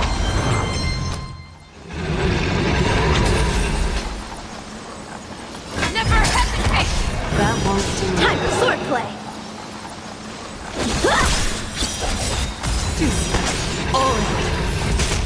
May song bring us victory. Tonight, Stars echo. No more time. I swear to be the arrowhead. Forever triumphant! Victory is inevitable! Our little hunting game ends here. I swear, mighty light of the heavens, wolf in my heart, come to me. We shall conquer as one.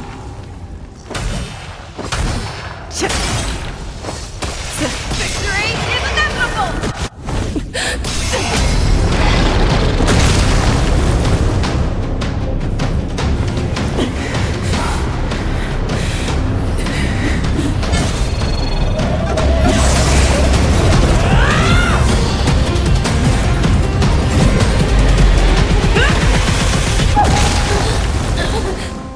My only enemy has always been myself.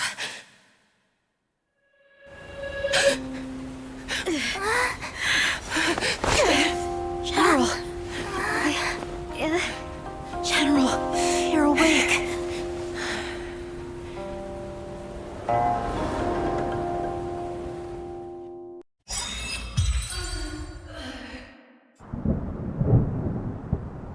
Explanations.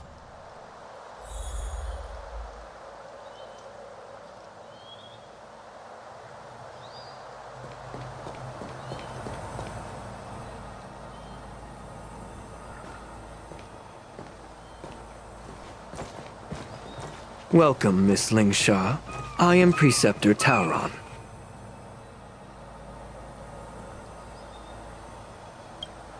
Greetings, my honored preceptor. It's been a while since we last touched base. I've brought a friend with me today. I believe you're already familiar with each other. Tauron. Elder Tauron? I remember when I was exiled, you were on the verge of passing on. What's with this new look? All of this is thanks to your past life. Had you not been so rash, I wouldn't have had to walk such a dangerous road to free our clan, becoming this specter of my former self. Dan Heng, you've returned twice, but it seems that meeting us fossils wasn't on your agenda. Regrettable indeed. Now here you are to meet me anyway. Life does love its ironies, doesn't it? I didn't come here with Miss Lingsha today to reminisce. Indeed. When the Cauldron Master extends an invitation, it's only proper for the preceptors to attend. As the newly appointed Cauldron Master, there's been much to take care of within the Alchemy Commission. It's only now that I've had the chance to speak with you. Please forgive the delay, Elder. I sent over some evidence regarding the prison break in the Shackling Prison. I trust you've already looked it over. Yes. You sent us the remains of Mara-struck soldiers, a map of the Shackling Prison, and a semblance reversion essence pill. These are the remains of assassins who used Cloud Hymn magic to conceal their tracks. They aided in the Borison's escape, allowing them unimpeded passage through the Shackling Prison. That marked-up map is a map of prisoners' escape routes. Vidyadhara craftsmen once made blueprints for the prison's construction, so I imagine, Mr. Tauron, you have a similar map in your possession. This pill is semblance reversion essence. Indeed. I helped plot the prison break in the Shackling Prison. So, the disciples of Sanctus Medicus joining forces with the Lord Ravager to stir up trouble in the Alchemy Commission, the introduction of the Stellaron, and the Ambrosial Arbor's resurrection all have something to do with the Vidyadhara. That's right. Are you surprised? After all, both of you were sent here by the Seat of Divine Foresight as messengers to hear my confession, weren't you? Ever since the sedition of Imbibitor Lunae, the population of the Vidyadhara has dwindled. With the High Elder exiled, a few of us preceptors had to do what we could to turn the tide. My methods might have been drastic, perhaps even incomprehensible. But it was all for one cause. The survival of the Vidyadhara. Yet, the Xianzhou natives zealously forbid any plague marks and did nothing while the Vidyadhara suffered. Dan Heng, Lingsha, as Vidyadhara, you should understand the desperation behind my actions. All I've tried to do is to ensure our survival. I'm well aware of the challenges the Vidyadhara face. Fighting for survival isn't a sin. But Elder, your actions have gone beyond mere survival. You've become a beast driven solely by the propagation, devoid of even a hint of empathy. Oh. Despite calling ourselves a noble draconic bloodline, at our core, we're merely bipedal beasts. The survival of our kind is paramount. If I hadn't resorted to beastly actions, the Vidyadhara might not even exist. The sages show no mercy, as the old wisdom goes. When the High Elder abandoned our people's survival, I had to shoulder the world's sins alone. Lingsha, Dan Heng, the past is behind us. But the future of the Vidyadhara still lies within your grasp. The situation on the Xianzhou Luofu has changed rapidly. As Vidyadhara, we must unite in purpose and avoid the mistakes of the previous Imbibitor Lunae. I was initially skeptical about the Vidyadhara's betrayal of the Alliance. But after hearing your confession, I realized that there is no point in talking about trust. Breaking the covenant of our alliance will bring war upon the Vidyadhara. Even if we are able to have offspring again, what difference will it make? Once my plan succeeds, the Alliance will see the Vidyadhara as their saviors, because both parties ultimately share the same interests. So now that survival won't convince us, You want to talk about interests? For 1,000 years, the Alliance has been engaged in brutal warfare against the denizens of abundance. Yet victory has remained beyond reach. Have you ever wondered why? Should the Alliance emerge victorious, they will inevitably become the next denizens of abundance. However, if they suffer defeat, the Alliance will face extinction. Thus, the Alliance has deceitfully upheld this precarious balance. However, I have a way to escape from this dilemma. The Alliance's path to salvation lies within the secret of dragon transmutation. Imagine if there were a way to transform other life forms into Vidyadhara. The Alliance would then possess an endless stream of soldiers and would not need to worry about casualties. Once the war ended, these soldiers would cease reproduction, eliminating concerns of overpopulation. This is the way to salvation for the Xianzhou Alliance. The ultimate path to end the universe's suffering under the immortality plague. Only we, the Vidyadhara, can achieve this. So, you relied on this rhetoric to manipulate the ignorant members of the Vidyadhara into serving you. I am deeply disappointed in you, Elder. Your thoughts and intentions are completely devoid of empathy. Cloud Knights! Hold it!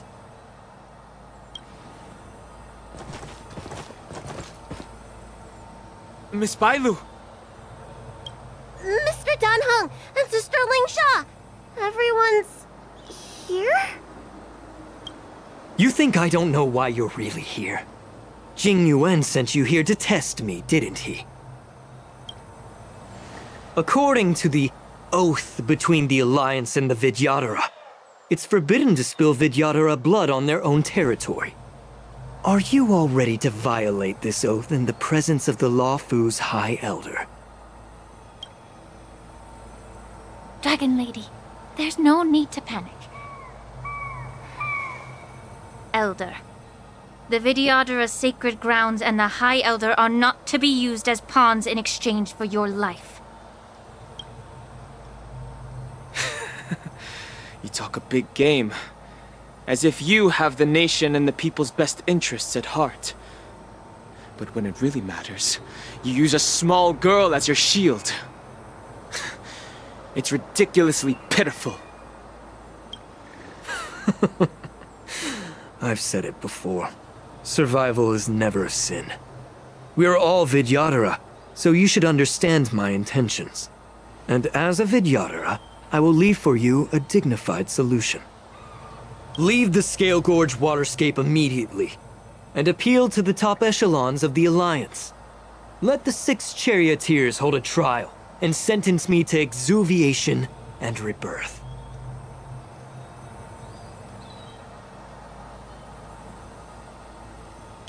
I see right through your plans, Mr. Taoran. Vidyadhara rebirth erases past crimes, but I'm well aware of the Preceptor's dirty tricks during rebirth. You might not be you, but you will still be you. I won't forgive myself for past sins under the pretext of knowing nothing, nor will I allow you to evade accountability. Dan Heng.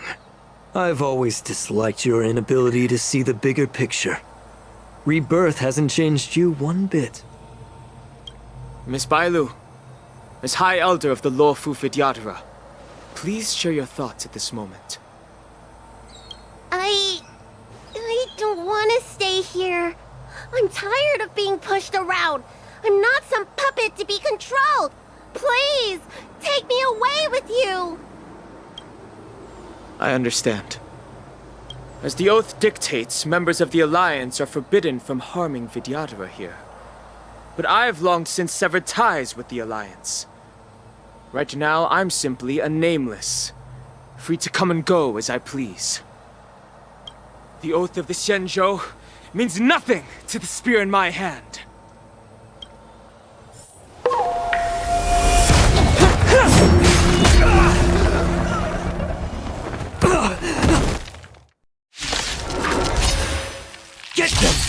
whatever it takes. Foretelling. Make sure they don't leave here alive. Get it together. Merciful Medicus! Mind your manners. Eternal. Time to cleanse the filth. Everything in this world is bleeding.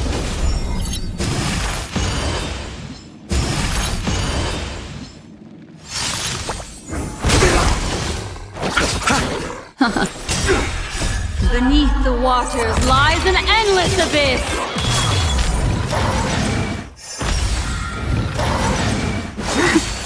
A miracle!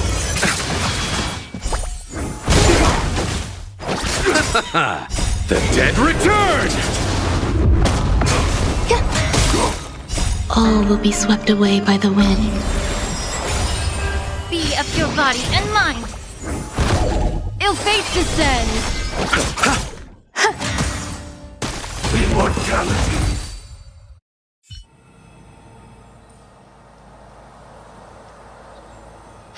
Dragon Lady, are you all right? I'm fine. Thank you for rescuing me.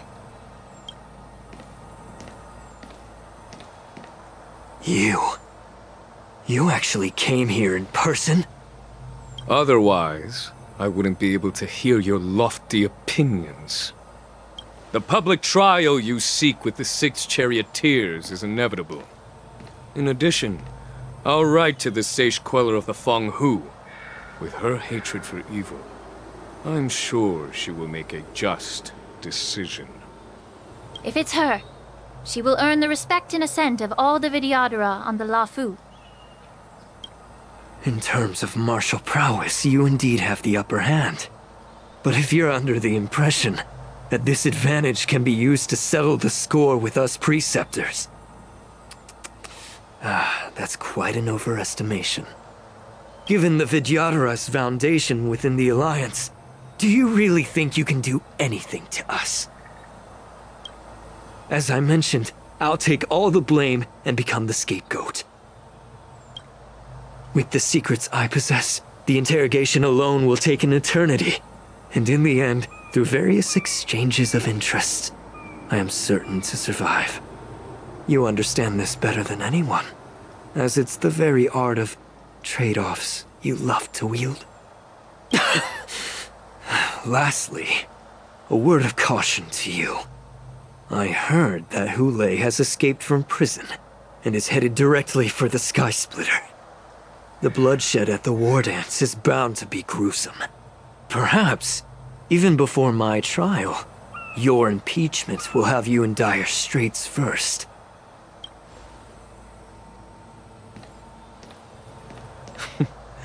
Regrettably, Mr. Taoran, the Sky Splitter only hosted Cloud Knights today. No audience. And just moments ago, Hule was executed by the Cloud Knights.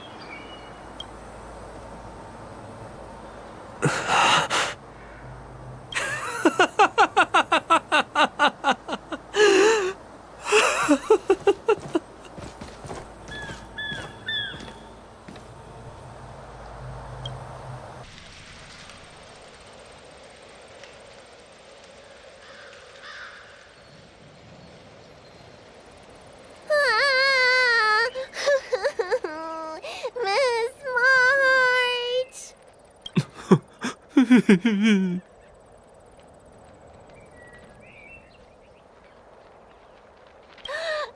March! My dear Miss March!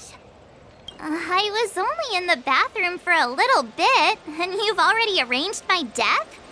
Hey, can't you play some normal games with Dragon Lady?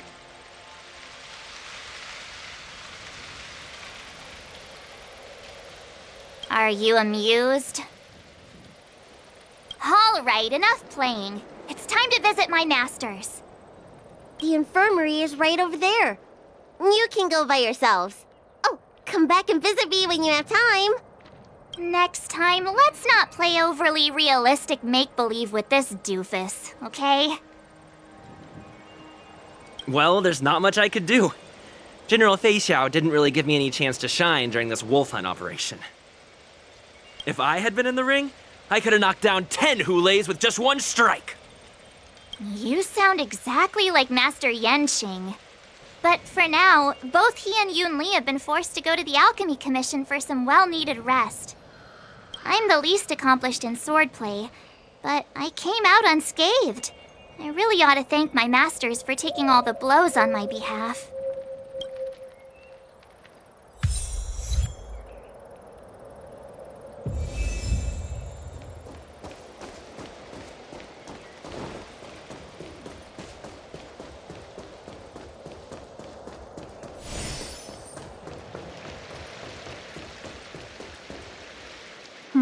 Look who's here.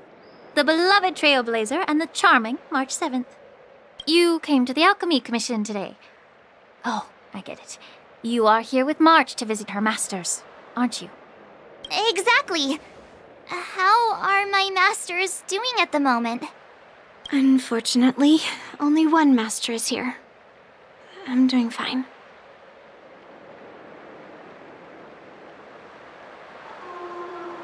I'm just following the doctor's advice. Miss Bailu said I could take a stroll, so here I am. Your Master Yenqing wasn't as lucky. He's probably still in bed. Considering the intense battle with Hulei, and then with General Fei Xiao, the rigorous sparring session with her. His small body couldn't take it anymore. Master Yun Li, didn't you also engage in combat? The little babies from the Luofu just don't have the resilience that us kids from the Zhuming have. I heard from Modza about the tough battle against the wolf troopers. You fought alongside Modza. Did you get hurt?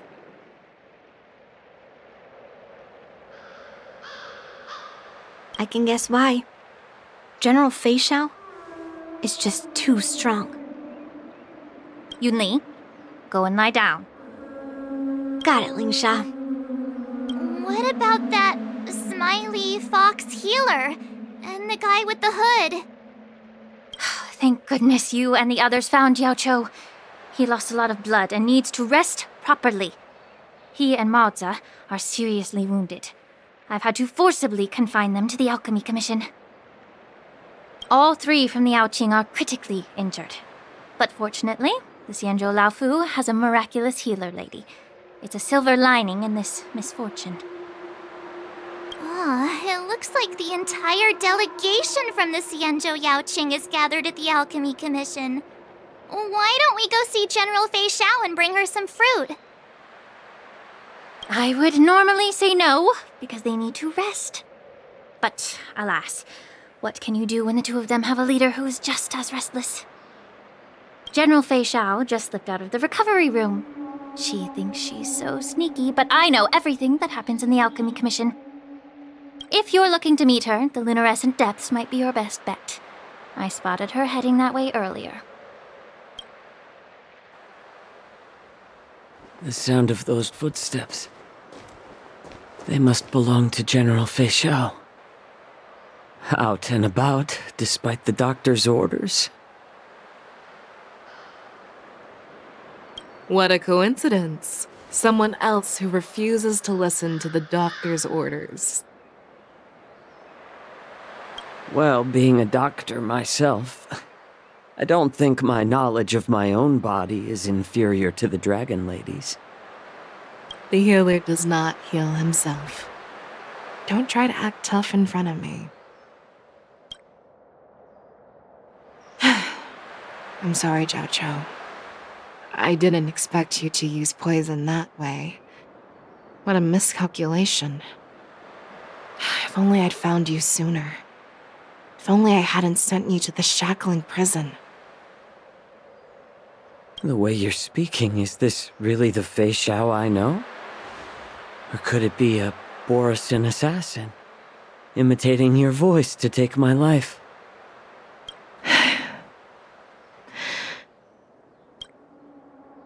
Zhao Cho, your eyes. You can't see anymore. can you? I can still clearly hear the sound of the waves. That's enough for me. Don't blame yourself. You know what I'm more concerned about? Has your body had any changes since you swallowed the Crimson Moon? I'm not sure. There don't appear to be any changes. However, the many doubts that once plagued me have dissipated. I never thought I'd live to hear you discuss your health again. But thanks to Morza and that child, the price I've paid seems trivial compared to what we've achieved. I hold no grievances, Fei Xiao. I am content.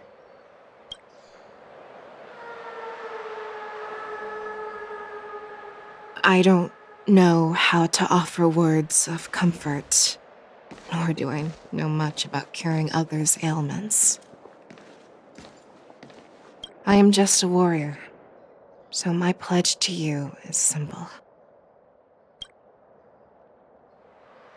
An eye for an eye. So you were here too.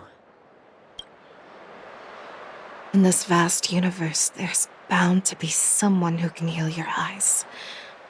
I'll find them. But until then... The threat behind all this chaos needs to be dealt with. You must already have some ideas. Let them out. The resurgence of the Sanctus Medicus and the gathering of the Borisin are merely distractions orchestrated by an unseen force, meant to divide the Alliance's attention. Unfortunately, they picked the wrong fight this time. Once we return to the Yaoqing, I'll personally lead the Verdant Knights into battle. I vow to take down a Lord Ravager and teach the Ruined Legion the true meaning of the hunt.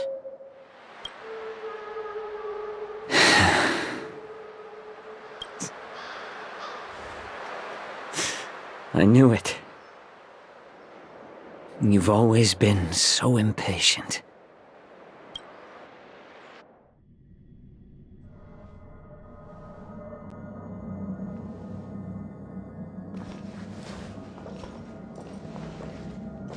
I apologize for my tardiness once again.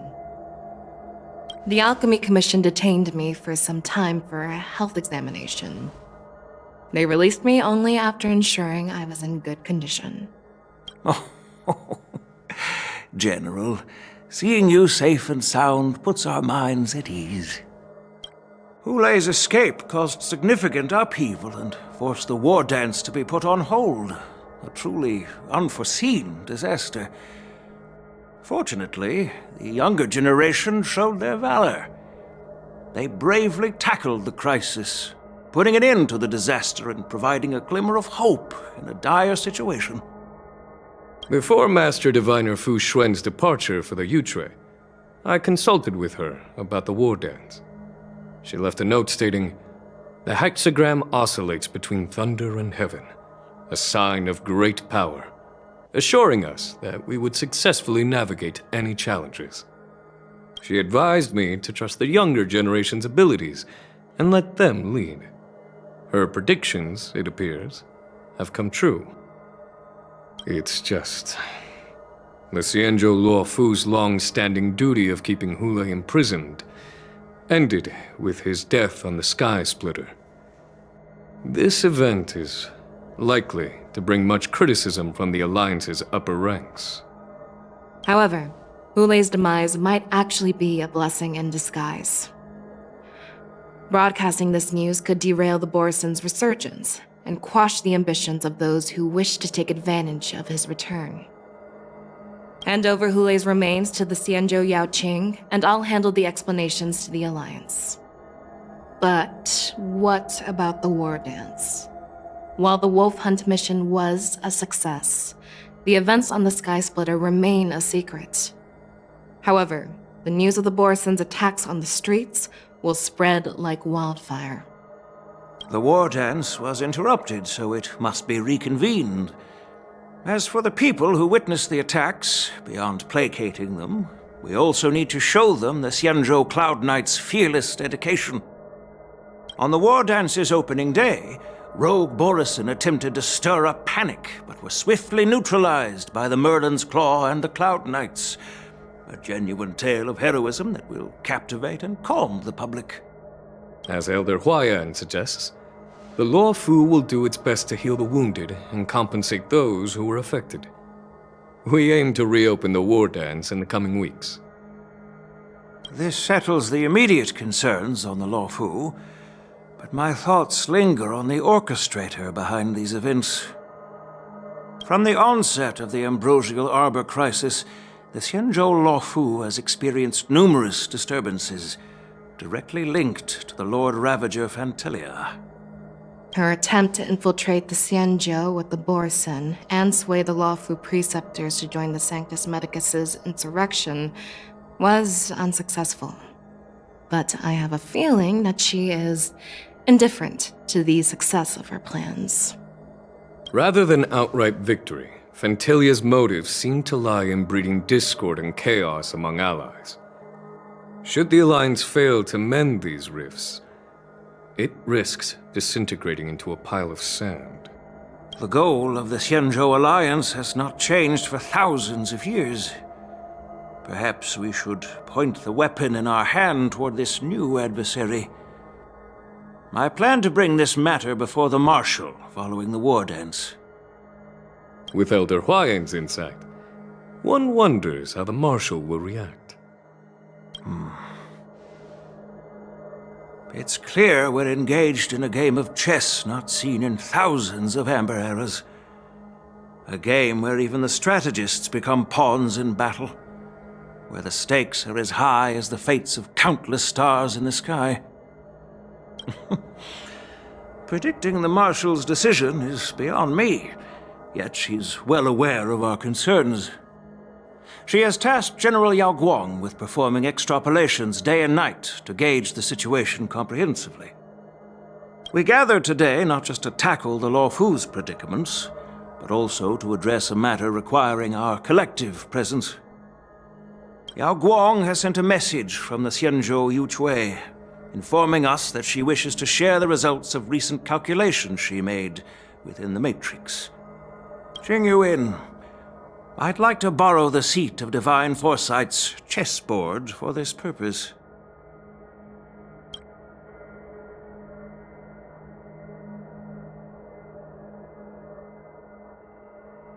Hello, everyone. It's been a long time. Over 3 decades have passed since we last convened. And I've dearly missed each of you generals during this time. Was the seer strategist thinking of us or thinking of the fates we're destined for? The Merlin's Claw. As blunt as always. Though not everyone's cup of tea, huh? You once told Jing Yuan, "You're lucky that I'm the one who came this time. If it were the seer strategist, this conversation might not be so friendly." I'm intrigued. Did the conversation really come to pass? I've never heard anyone mention that the Decalite reflection barrier could eavesdrop on even the quietest whispers. It appears that the Marshal sent not just 2 generals to the Law Fu, but an uninvited 3rd guest as well. People have been saying that Mr. Jing Yuan's intellect shines as brightly as the seer strategist's. With the Law Fu caught in such strife, the Yuchui couldn't just stand by and watch. Seer strategist, our time with the Yellow Bell is limited. Let's get straight to the point. Alright. Thanks to Mr. Jing Yuan, the interrogation of the 2 prisoners on the Yuchui has concluded. Mr. Jing Yuan's speculations were correct. Of the crimes they confessed to, planting a Stellaron on the Law Fu was a complete fabrication meant to mislead. Their real aim was to secure a meeting with the Marshal to present their Godslayer protocol, a strategy they firmly believe in. And what was this grand strategy proposed by Jing Liu and that traveler? The narrative they painted was vast and difficult to put into words. It all revolves around the coffin of the blonde traveler. To be precise, it's the remnants of the propagation. The remains of the swarm author? More accurately, it's a fragment of the divine body. In the future they depicted, this fragment serves as the final nail, sealing the fate of the plague's author and securing its doom. Before reaching that point, battling the gods necessitates a larger alliance. Hence, they sought out an ally for the Xianzhou. I assume you've all heard of the famed Genius Society member number 81, Ron Mei, haven't you? The Eye of the Yuchui has just seen this uninvited guest arrive on the Xianzhou Lafu. 3, 2, 1. Right on time. Now, as for the best way to receive our distinguished guest, I'll leave that in your capable hands. Do you remember your name? My name is Tingyun. I serve as an ambassador of the Whistling Flames Merchant Guild on the Xianzhou Lafu.